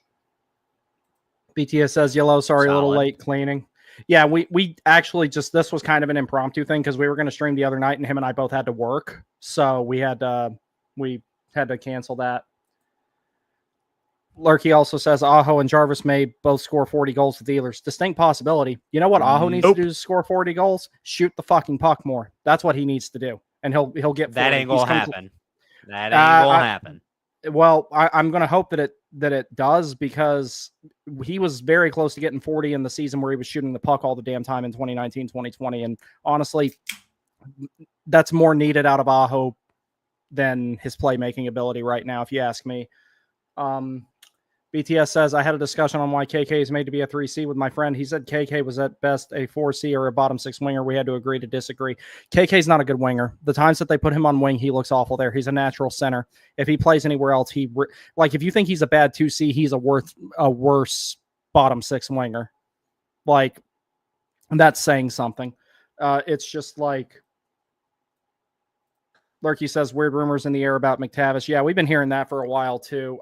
We ain't gonna get him. I'm 50-50 on McTavish if he were to become a Hurricane. And, it's like there is the concern of him being a little bit on the slower side. So there's that to think about. But there's a lot to discuss when it comes to the possibility of someone like Mason McTavish playing for the Canes. Jokinen, Ruutu, and Pitkanen. Yep, those were 3 of my favorite players, especially Ruutu. Ruutu was my first sweater. And I don't even really like wingers that much. All my favorite players are two-way centers and defensemen. Lucky you, man. I wish I could have. I have something I'd love to get signed by. I was like sick at the time. I literally, I think it was, I was born in, keep talking. I'll be right back. Keep talking. I'll be back. 07. It was, yeah. It was probably, who was on the team? It wasn't 07. It was somebody later. It was, I wasn't 6, actually. It was Ruutu, Jokinen, Rod was still on. No, Rod wasn't there. A bunch of those guys. I can't put stuff up there, but Matthew P says, I understand managing Stahl's minutes, but I kind of like him on the power play just because he wins draws. I do too. I don't know what the league-wide power play percentage is when you win the draw. That's a good question. However, talking to Brandon about that, yes, Stahl would be a good face-off winner. It's just a matter of he'll stay in front of the net. I really don't know if something comes loose behind the net, if he can get to it. Yes, he has a big body, but that speed has been long gone. No, the speed's still there. It's not a problem with speed with Jordan because he actually clocks really good, like, top speed, but he's always been kind of slow. 0 to 60, he's kind of slow. That's the problem. That's part of the reason why he defends so well. Okay, so when Jordo's already in motion skating and, he goes up ice on the forecheck. He's in full flight. Yeah. He gets to somebody a lot faster than it looks like that he should be able to, but he doesn't. He's coming back on the back check. He's got the speed and the reach already. And the thing that you notice when he's in situations like that, he's not had to stop moving his feet for any reason. He's still skating with all that momentum. He's got all that inertia, and he uses that to his advantage, and that's why he defends so well in those sequences where he goes in, he forechecks, forces a bad pass, and then he's the first guy on the puck when somebody tries, the first guy on the next person to have possession of the puck, and he's on them, and he had taken several strides before that, and he does that last part of it in a glide. Like, he goes in below the goal line, tries to forecheck somebody. They force it around the boards because he's getting on them really fast, and he's still got all that speed worked up, so he just punch turns right into it, takes a couple of strides, and he's already in motion. The problem is when Jordo is going from a dead stop, it's a little bit slower, but that's common with players his size. That's why he's so good at those sequences where he's making those really relentless 200-foot plays. It's the starting and stopping that's a problem. Now, one thing Matthew and I have talked about before, who's probably the best on the team at the whole starting and stopping, the quick acceleration now? That's Stankoven. That dude gets his feet going faster than any player I've ever seen on the Canes. It's just hold up. Let me fix that. It's just like with his feet, they're like this. Yeah, and it's he lost it. That's okay. It's like bam, bam, bam, bam, gone. Like it's insane.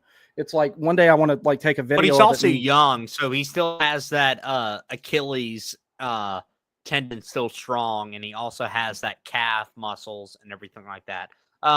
Go down to Tim Bowman. He said, just a gut feeling. We will trade for a 2C at the trade deadline. I don't know. I agree that we will. Maybe it's in the off season. I don't know. It's a bigger possibility. But you have to go after a. Oh, you're lagging a little bit, I guess, on my end. Yeah, you're lagging on mine too. So, go ahead and repeat that, please. Here, hold on. Can you hear me? Yeah, I can hear you just fine. So Tim saying, just a gut feeling, we will trade for a 2C at the trade deadline. I think that will happen, but I would not be surprised if it happens before the regular season. And second center I would like to have is a right-hander. However, I don't know if that is going to happen. Ideally, the right-handed center of my dreams is Paige Thompson, maybe send KA, and maybe send 2 firsts and a third. See if they bite on it. But 2 C's are very hard to come by right now, and they will be available in free agency next year. But I agree with you that we will trade for a 2C either at the trade deadline or before the season starts. So 2 things about that. I think the likelihood of a trade being made now is slim to forget it. Now, here's the reason why I think that. And this applies to the future as well. I don't think, and I could be wrong about this, I personally don't think that there's ever going to be another truly exciting free agency day. Because cap's going up a lot. People are retaining their players more now. We saw with this one, it was supposed to be significantly more exciting and more unpredictable than it was. But basically, it's like everyone stayed with their respective teams, or it was a sign and trade, and the small names came off the board before the big name. Fortunately, the big name came to Carolina. There's another thing you have to consider. The NHL is going to expand again, whether we want it to or not. I don't think they should. I think the talent pool is getting a little bit too diluted as it is. And that also hurts every league below it if they do it too often. But cap going up, people have the room to sign players now easier than they did before. That's still part of that. That's still an effect of the landscape of the league changing from the shortened season because of the virus that didn't come from a lab in China. So China. Sorry. It's just too funny. But it's like, so now that the cap is going up on average of like $4 million a season, roughly, people being able to retain their top players is not only easier to do now, it's also necessary because it's a domino effect. The moment one team retains their, say, one of their top 6 forwards, other teams are going to do it, or their top defenseman, or their best goalie, whatever. So nothing really hits the market anymore, or nothing's going to hit. Not as many players of that caliber are going to hit the market as much as they did before. Like, I've already seen lists of next year's free agency, and there's names like Kyle Connor and stuff like that on it. None of those guys, none of them will hit free agency as far as the top ones go. No. None of them. They will all get extended. And that's going to get worse and worse and worse and worse over the years. Then the NHL will expand, and then it'll become free agency day will be basically one top name free agent and a bunch of depth pieces will be all that's out there. That's how I think that that's going to go. It's never going to be exciting again. Yeah, especially when the league's going to go up to 36 teams by, say, at the latest 2034. If I had to guess. Yeah. Pretending to look at my crystal ball. So once that happens, that's going to be the end of free agency frenzy, even being a frenzy. It's going to be a lot like this one was. One big name out there. In this case, it was Ehlers. One team grabs him. Everybody else starts going to plan B. And plan B is 40 feet of air below plan A. So I don't know if I should say it on here, but I know someone who has connections in the Washington Capitals organization and told me who plan B was for them if they didn't get Ehlers. And it was a former Hurricane. I'll just say that. That didn't materialize. You know what I'm talking about, though. God, I hate that guy. I hated him in Washington, and then I hated him more as a Hurricane. But what I'm saying is that teams are going to retain their best players more now. And then you have teams that are already kind of ahead of the curve with building through the draft, like the Canes have been doing even before Waddell took over, before Brendan Moore became coach. They were already placing kind of an emphasis on building through the draft and not trading away their future. Terrible. In a hard salary cap, in a triple hard salary cap league that has more parity than any other professional sport, teams are going to retain their best players more often now than they did in the past. So that's one thing to consider with that.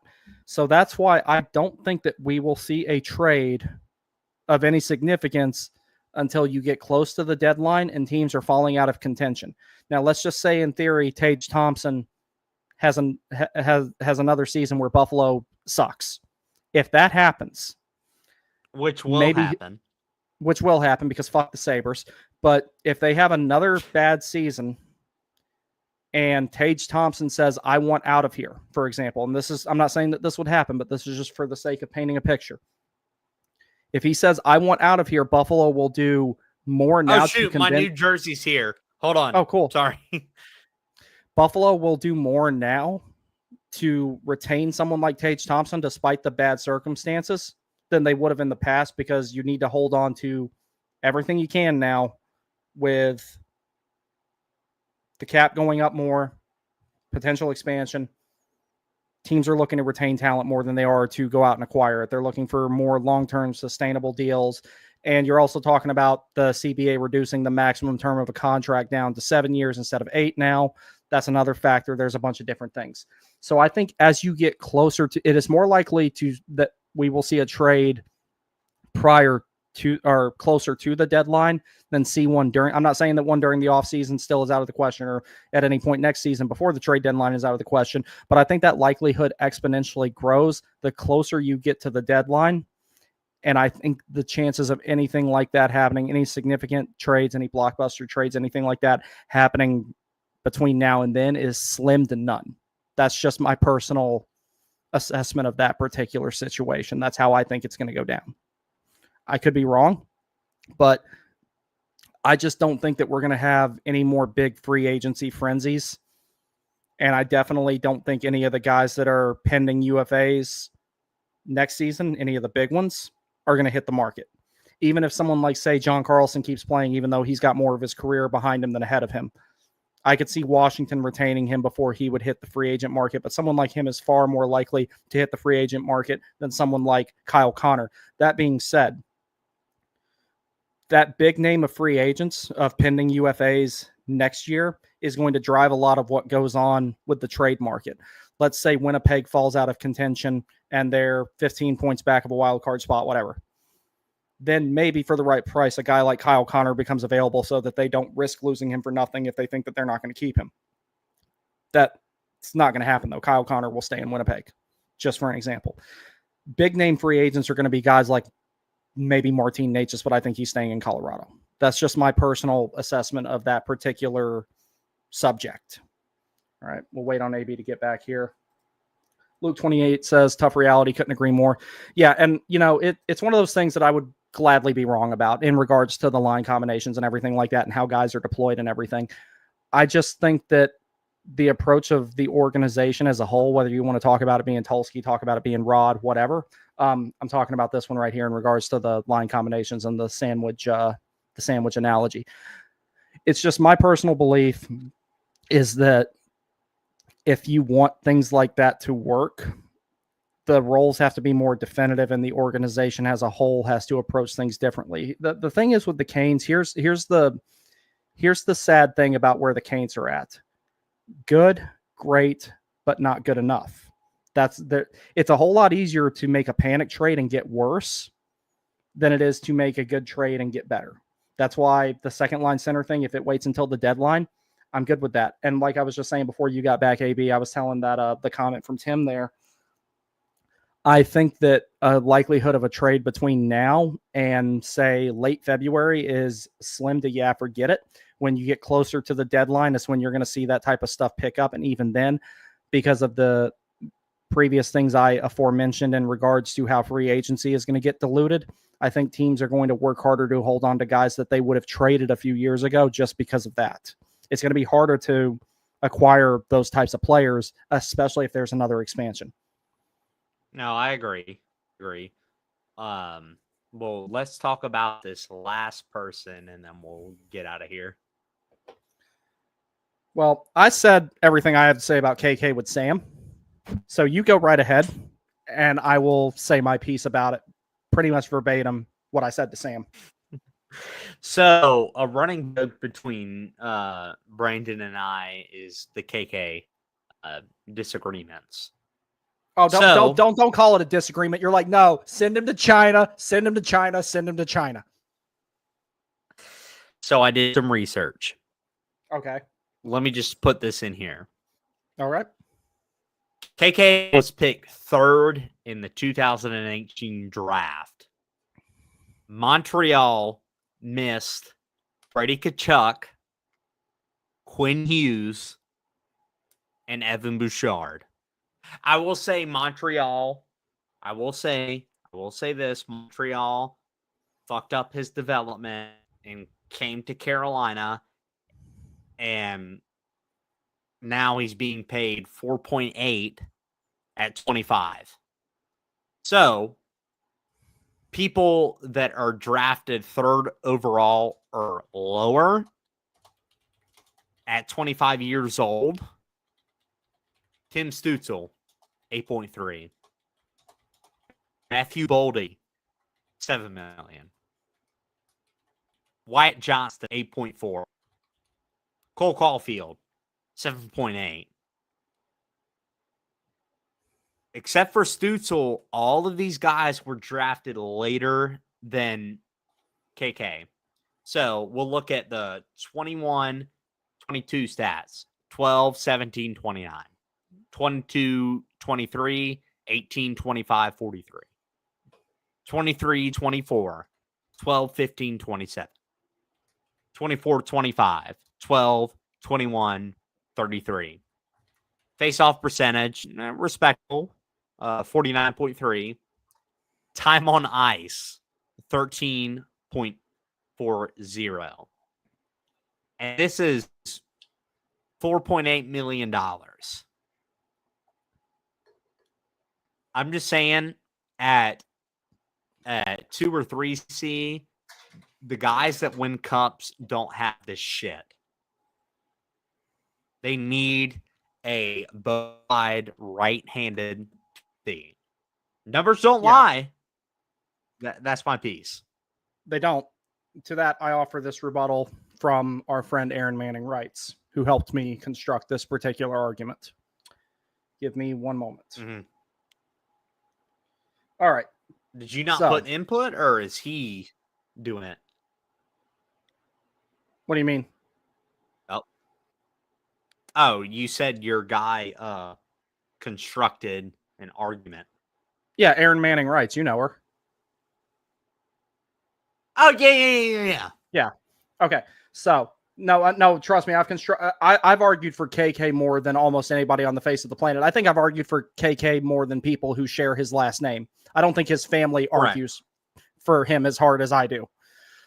So she says, basically, I'm looking at 5-on-5 points, both in total and per 60 minutes. From natural stat trick, the Canes' top 3 centers line up like this. Aho had 35-on-5 points, Stahl had 28, and KK had 31. When you factor in their 5-on-5 time on ice, alluding to what you were just talking about, Aho produced at a rate of 1.68 5-on-5 points per 60, Stahl at 1.78 5-on-5 points per 60, and KK at 1.93 5-on-5 points per 60. So both in actual 5-on-5 points and the rate of 5-on-5 production per 60 minutes and 5-on-5 ice time, Kotkaniemi was the most productive center at 5-on-5. The fact that he doesn't play on the penalty kill, which does a fair share of scoring for the Hurricanes, if you think about it, they do put up a lot of shorthanded goals. Mm-hmm. And his power play deployment was 120 on the second power play unit, which only sees about 30 seconds, which, if you ask me, that's another big problem that the Hurricanes have, is they don't have that really lethal second power play unit to pick up the slack when the first unit falls short. That's something I'm throwing in there.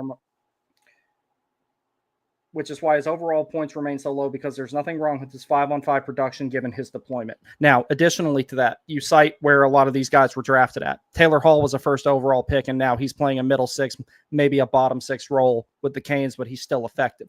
No NHL player, regardless of if they're your top line center or your 13th forward, if they're Jacob Slavin or Mike Riley, none of them grow on trees. So anybody you find to fit any role to some degree or another holds some type of value. Additionally, we only know that Jordan Stahl is going to play hockey for 2 more seasons. Now, could he sign on for another year when it's over and still be effective, given he's in a role that's suited for him? Yes. That's no guarantee, though. With KK, you at least have that quantifiable third line center, and maybe you can't deploy him the same way defensively. You can't have him on the penalty kill because honestly, he doesn't skate well enough to play that way. He's got the size, he's got the reach, he's got the physicality, but he skates like a baby giraffe. And I'm not going to pretend that he's a good skater because he's not. I've seen people try and defend his skating. There's nothing, you can't do that.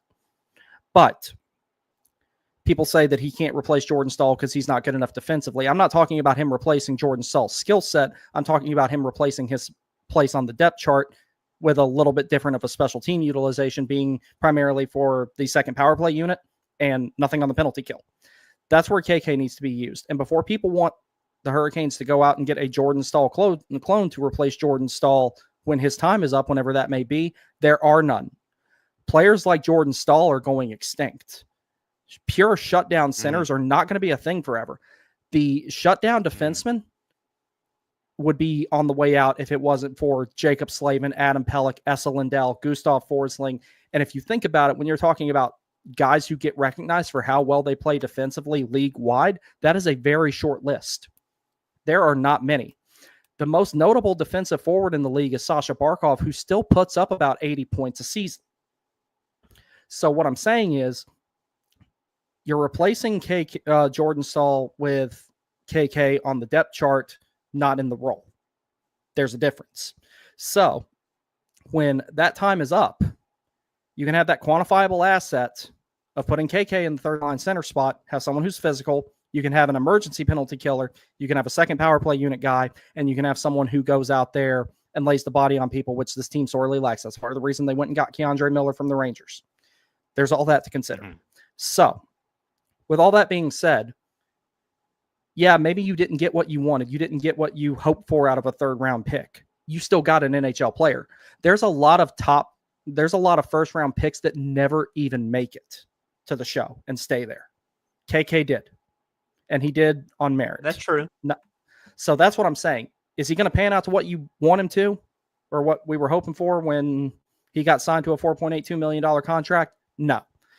But to say that he makes too much money to be a third line center, that's horseshit, because Jordan Staal makes $3.9 million playing what should be a third or fourth line center type role. And part of the reason he's being paid that much is based on experience. KK doesn't get his for that. He gets his money based on potential and longevity of the contract. So we'll see what happens with that. So all I'm saying is that if the Canes are going to win, they've got to evolve a little bit with the times. And one of the ways you do that is you replace the role, or you replace the deployment of someone like Jordan Staal 5-on-5 with someone like Jesperi Kotkaniemi. And you can do that because you don't have a shortage of penalty killing capable forwards on the team. Out of the 12 forwards that are on the team in the lineup full time, at least 9 of them are high-end capable penalty killers. So you don't have a problem there. Additionally, when it comes to face-offs are not nearly as valuable now as they used to be in the dead puck era. I remember, and I said this exact same thing when I was talking to Sam. I remember I was at work one day and we had this little app on the computer where we could watch TV, and one of the channels on there was NHL Network, and it's over summertime. And I'm watching the 19. Man, I can't hear you. Is it back now? Yeah, it's back now. Okay, what was the last thing you heard me say? Saying something about Sam. Okay, so something I said to Sam pretty much verbatim. I was watching NHL Network at work one day during summertime, and they were showing the 1999 Stanley Cup Finals between Buffalo and Dallas. Gary Thorne and Bill Clement were the ones calling the game, who I love both those guys, especially Gary Thorne. And one of the things that Bill Clement said at one of the last face-offs in the second period, I think there was like 33.1 seconds left. He said, I don't know if this is enough. He said, I don't know if it's enough time for them to score a goal. This is 33.1 seconds in 1999. 33.1 seconds is a reasonable amount of time to get 2 nowadays. Face-offs were much more valuable then because the game was slower. So if you want to face off, it guaranteed if you manage the puck correctly after you got it. And the sticks. That too. But if you want to face off in 1999, if you managed the puck correctly, you were guaranteed a good 15, 20 seconds of possession as long as you didn't do something stupid and turn it over. Mm-hmm. The game was much slower paced then. Nowadays, face-offs... Sorry, go ahead. In this day and age, having the puck from a face-off doesn't guarantee you 15 to 20 seconds of possession. It barely guarantees you any. And one of the things that proves that, when the Hurricanes lose a face-off, they typically get the puck back, especially in the offensive zone, because of how well they forecheck.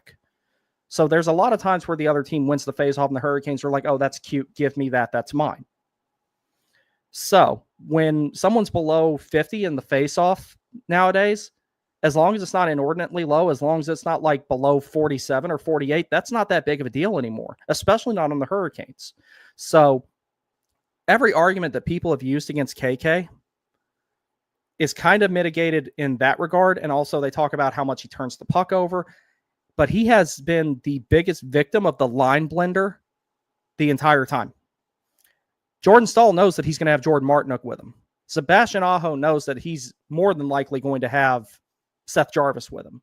KK's line mates were wildly inconsistent, and it's hard to develop chemistry with people to know where they're going to be and to make good outlet passes and everything like that.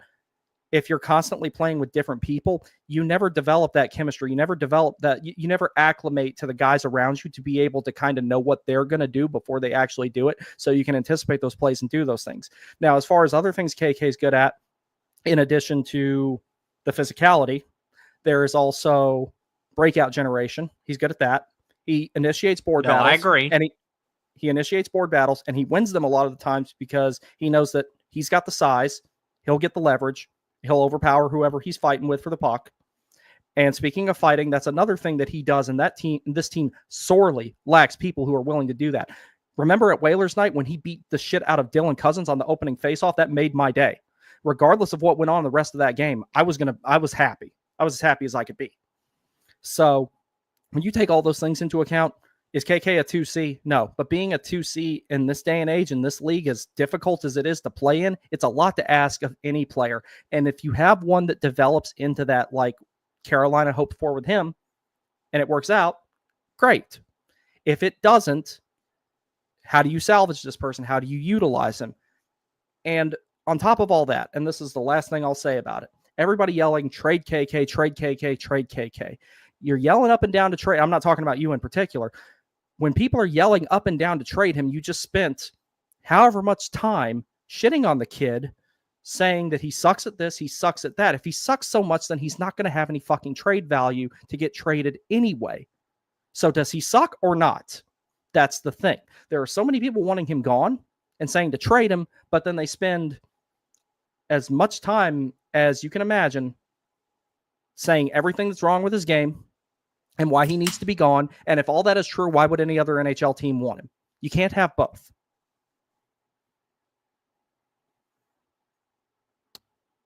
Well, I'll say this and then we'll get out of here. I understand where you're coming from. And you and I have talked about this. A lot. KK, yeah.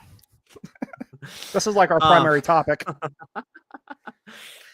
KK is a very good player. I admit he's a very good player. I can never step in his shoes and what he does. And all the people, including myself, that hate on him can never do what he does. I understand that you sign a guy at a very young age, long term, for a couple $1 million. I mean, that's okay. If he were to go to market after we sign him to 4.8, he would get very less. However, he was drafted 3rd overall. I mentioned that he Montreal missed on this person, and Montreal fucked up his development, and they always fuck up. They haven't won a Stanley Cup since 1993. Yes, they have the most Stanley Cups, but they're irrelevant. Yeah, but look at how many of them they got when there were only 5 other teams in the league. Yeah, exactly. It's the same thing with Toronto. Do you remember when we were at that game when they were where the Toronto fans were like cheering, and I, I, I literally said, raise your hand if you made it past the second round. well, I wasn't. They did nothing. I wasn't at that one. Otherwise, I would have said, raise your hand if you've won a Stanley Cup since the Tet Offensive in Vietnam, which No, they haven't. you were there for the Dallas Stars one, but that's No, the shut the fuck up for eyes. That's the one I was at. yeah. So That was Stankoven's first game. Yeah, I'll tell that story in a minute. But I mean, KK, like, you know, drafted third overall, and I get people drafted in the first round. They don't make it. They don't make it. Stuff happens. I mean, like, is what it is. But I mean, drafted as a playmaker, I get that Rod, I feel like, and he's developed into a Jordan style archetype that has speed, but when it catches up to him, he'll be a full blown Jordan style. But I like KK. Great personality, but at the same time, he's a piece to trade, and he just doesn't cut it for me. Well, my opinion. Right now he does. Right now he does.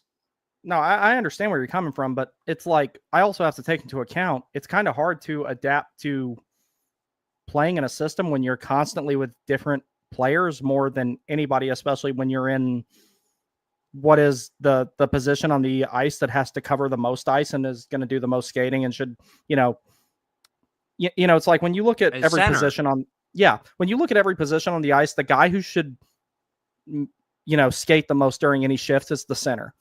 And that makes it harder to adapt to that role when you're constantly playing with different wingers. Because if I go and look at the line combinations that he was on, I guarantee you there were at least 10 different ones that played more than 20 minutes together. At least. And that's hard to adapt to. That was fucking Montreal. No, in Carolina, he had the same problem. Oh, in Carolina. Yeah. That's what I'm saying. In Carolina, he had the same problem. And what annoys me about it is, and I said the same thing when me and Sam were talking about it, Rod is a great coach, but when you look at, for example, he would go to the media and defend Burns. Everybody in the world could be mad at Brent Burns. Hell, Brent Burns could be mad at Brent Burns, and Rod would go to the media and defend him. I never really did. Alpha male. I do too, but Rod never did that for KK. He never went to the media and really said anything in his defense. KK was the first one sent down the depth chart anytime something went wrong. Brent Burns got to stay with Slavin all season. He had no excuses in that regard as far as chemistry of who he was playing with all the time. KK, on the other hand, just from the outside looking in, it looks to me like he's the redheaded stepchild and that he's the first one blamed when something goes wrong. And it has been that way. Stepchild. That's what it is. Mole is the redheaded stepchild. It's true. It's true. So the only reason I really want him to get traded is because it's more for him than it is for the Canes. Because I think he needs profitable. It's one more fresh start he can have, and you can still get something back for him because he still holds trade value. And here's where it's going to be really funny for me. When Jesperi Kotkaniemi is gone, who's going to take all the hate and all the vitriol and all the blame? Because it's been him lately. And Burns. It was him and Burns always getting blamed for everything that went wrong. Burns is gone. And now when KK's gone, who's going to be the new scapegoat? Because people just look at some of these things. I'm not saying that KK doesn't have problems with his game, but when he makes mistakes, the entire internet blows up on him. 90% of Canes fandom blows up on him, and then the other 10% that I'm in vehemently defends him. That's what I'm saying. It blows up on him. The rest of us defend him, the little bit of us there are, because it's like defending KK is like Fury versus the fucking Germans. 4 guys versus an entire battalion of fucking Germans. That's what it feels like at times. So the whole thing about it is that I want him out of here for his own good and so that they can improve the team and the process. I remember when the Mikko Rantanen trade got initially made, and you and I were live together that night. Oh, God. The initial, they were talking about initially with the trade who was going back the other way, and one of the names that was in there was initially Kotkaniemi. Me and Sam Driscoll in particular were kind of like, okay, wait, if you trade KK, that makes Jack Drury your second line center. That's not good. That's not going to work. That was before we found out that Drury was actually the other piece in that trade other than Natchez. So that's what I'm saying. You can get rid of him, but it's not going to automatically solve a problem unless you bring a comparable or a better player back. And there's not many out there. Your options might increase as you get closer to the trade deadline, but as of right now, there are none. Yeah, that's true. That's true.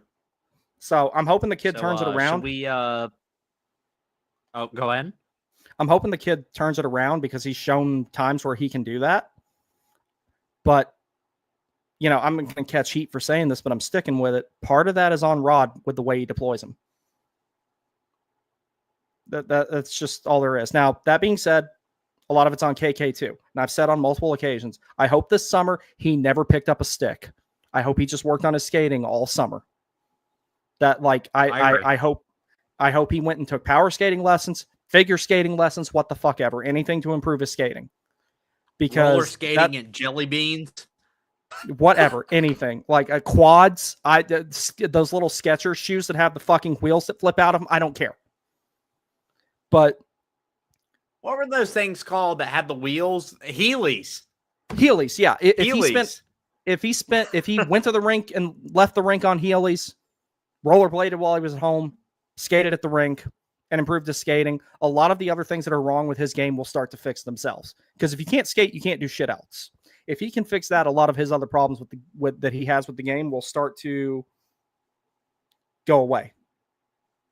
So right now, there's just not any other options. It's just me being someone who is still recovering from being on the Eric Stahl scapegoat bandwagon a few years ago, or many years ago at this point now.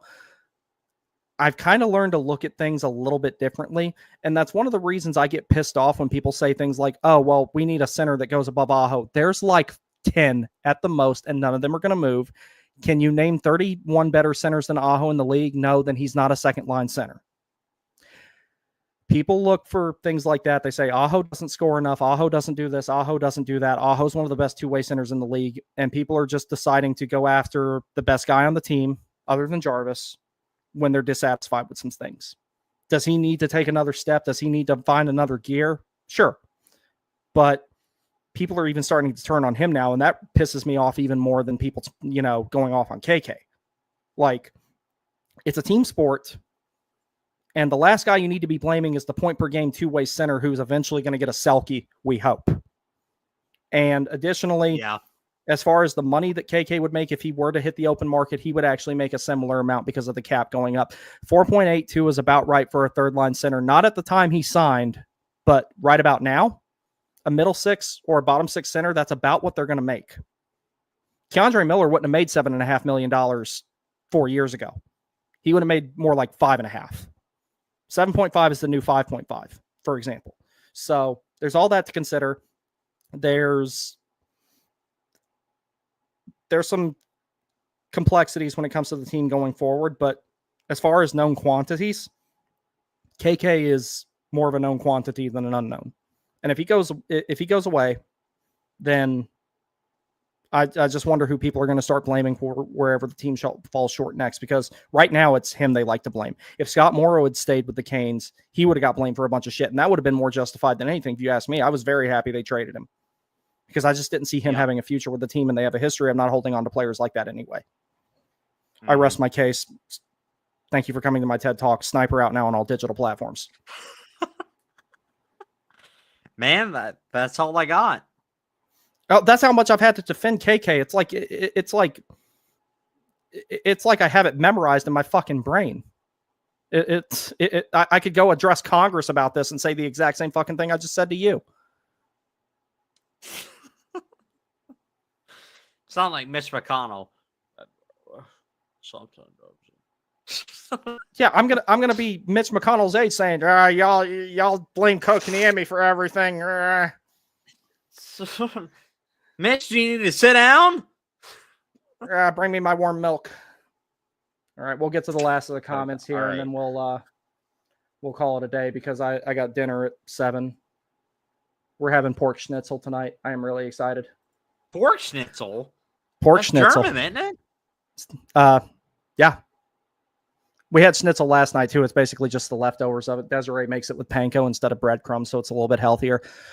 Easy competition, and he had Red Hot Natchez at wing at the end of the season. He was useless again. I don't know who you were referring to with that. He is mentally soft and should play harder in every game, not just a couple of flashes in the season. I guess he is done in Carolina.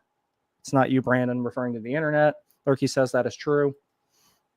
J-Dub says, I don't care what we get for him if he's gone. I'm only one season away from being the same on Svetch. I think Svetch is going to be good this year. I really do. Coming back off that, he's never going to be as fast as he was again because of the ACL injury. I don't think he's just got to adapt and change some things with his game because of the speed that he had, and the edge data reflects this. I think he's 0.97 miles per hour, almost a full mile per hour slower than what he used to be with his average burst speed. And that's a world of difference in any sport, especially in hockey. J-Dub says, and I like Svetch a lot, but his inconsistency drives me wild. He was better at penalty minutes and in the playoffs, so I want to see another year. Yeah, Svechnikov definitely cleaned up his game as far as all those stupid-ass penalties he was taking. He's not taking the axe to people like he used to. Luke28 says, we need to somehow get playoff Svetch out of Svetch every single night, every single game of the season. Yeah, that would help this team immensely. J-Dub says Blendamore does have to get better at not doing that. Yeah, the blender has to stop. That's part of the reason why the defense is relatively successful and sometimes the forwards fall short, is because the defense gets a chance to work through their issues and really acclimate to each other. The forwards don't always get that. Luke 28 says, I feel the one guy to point a finger at will be Svetch and Holy. It will drive me crazy. I understand why, but man, he has the energy the last couple of playoffs. We need him. Yeah, and there's not a whole lot of people on this team that'll lay the body on people. Svechnikov is one of those guys. All right, AB, that is all I got. That's all I got, too. All right. My friend, thank you very much for joining me. I'm glad we finally got the chance to do this. Thank God. Thank goodness. So before I get out of here, I'm going to do a little bit of channel news. I have completed the new damage report format. I have one for the regular season, one for the playoffs. Damage report is designed to be like a quick 20 to 30 minute post-game show, and I'm going to look into making that available on audio so people can listen to it on their drive in the next morning. Landfall Hour, I'm working on simplifying that format a little bit more because I feel like there's a little bit too much information in it. Damage report's actually pretty easy to do because it's in a retrospective format as opposed to a predictive one like the pregame show is. And there should be a new video regarding Sebastian Aho in the coming days. I've been writing the script for it. Once the script is done, all I have to do is do the screen captures, the voiceover, add the music to it, and it'll be out. And I will add another name to the top 10 defenseman list tonight on X. So if you care to take guesses of who that's going to be, a few people have already taken guesses and none of them have been right.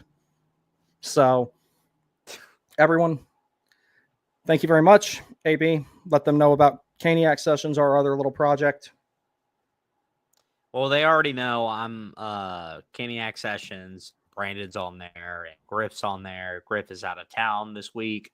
I am working on a goalie highlight coverage, maybe a goalie edit. So be on the lookout for that. And that's it. All righty, everybody. Thank you very much for joining us.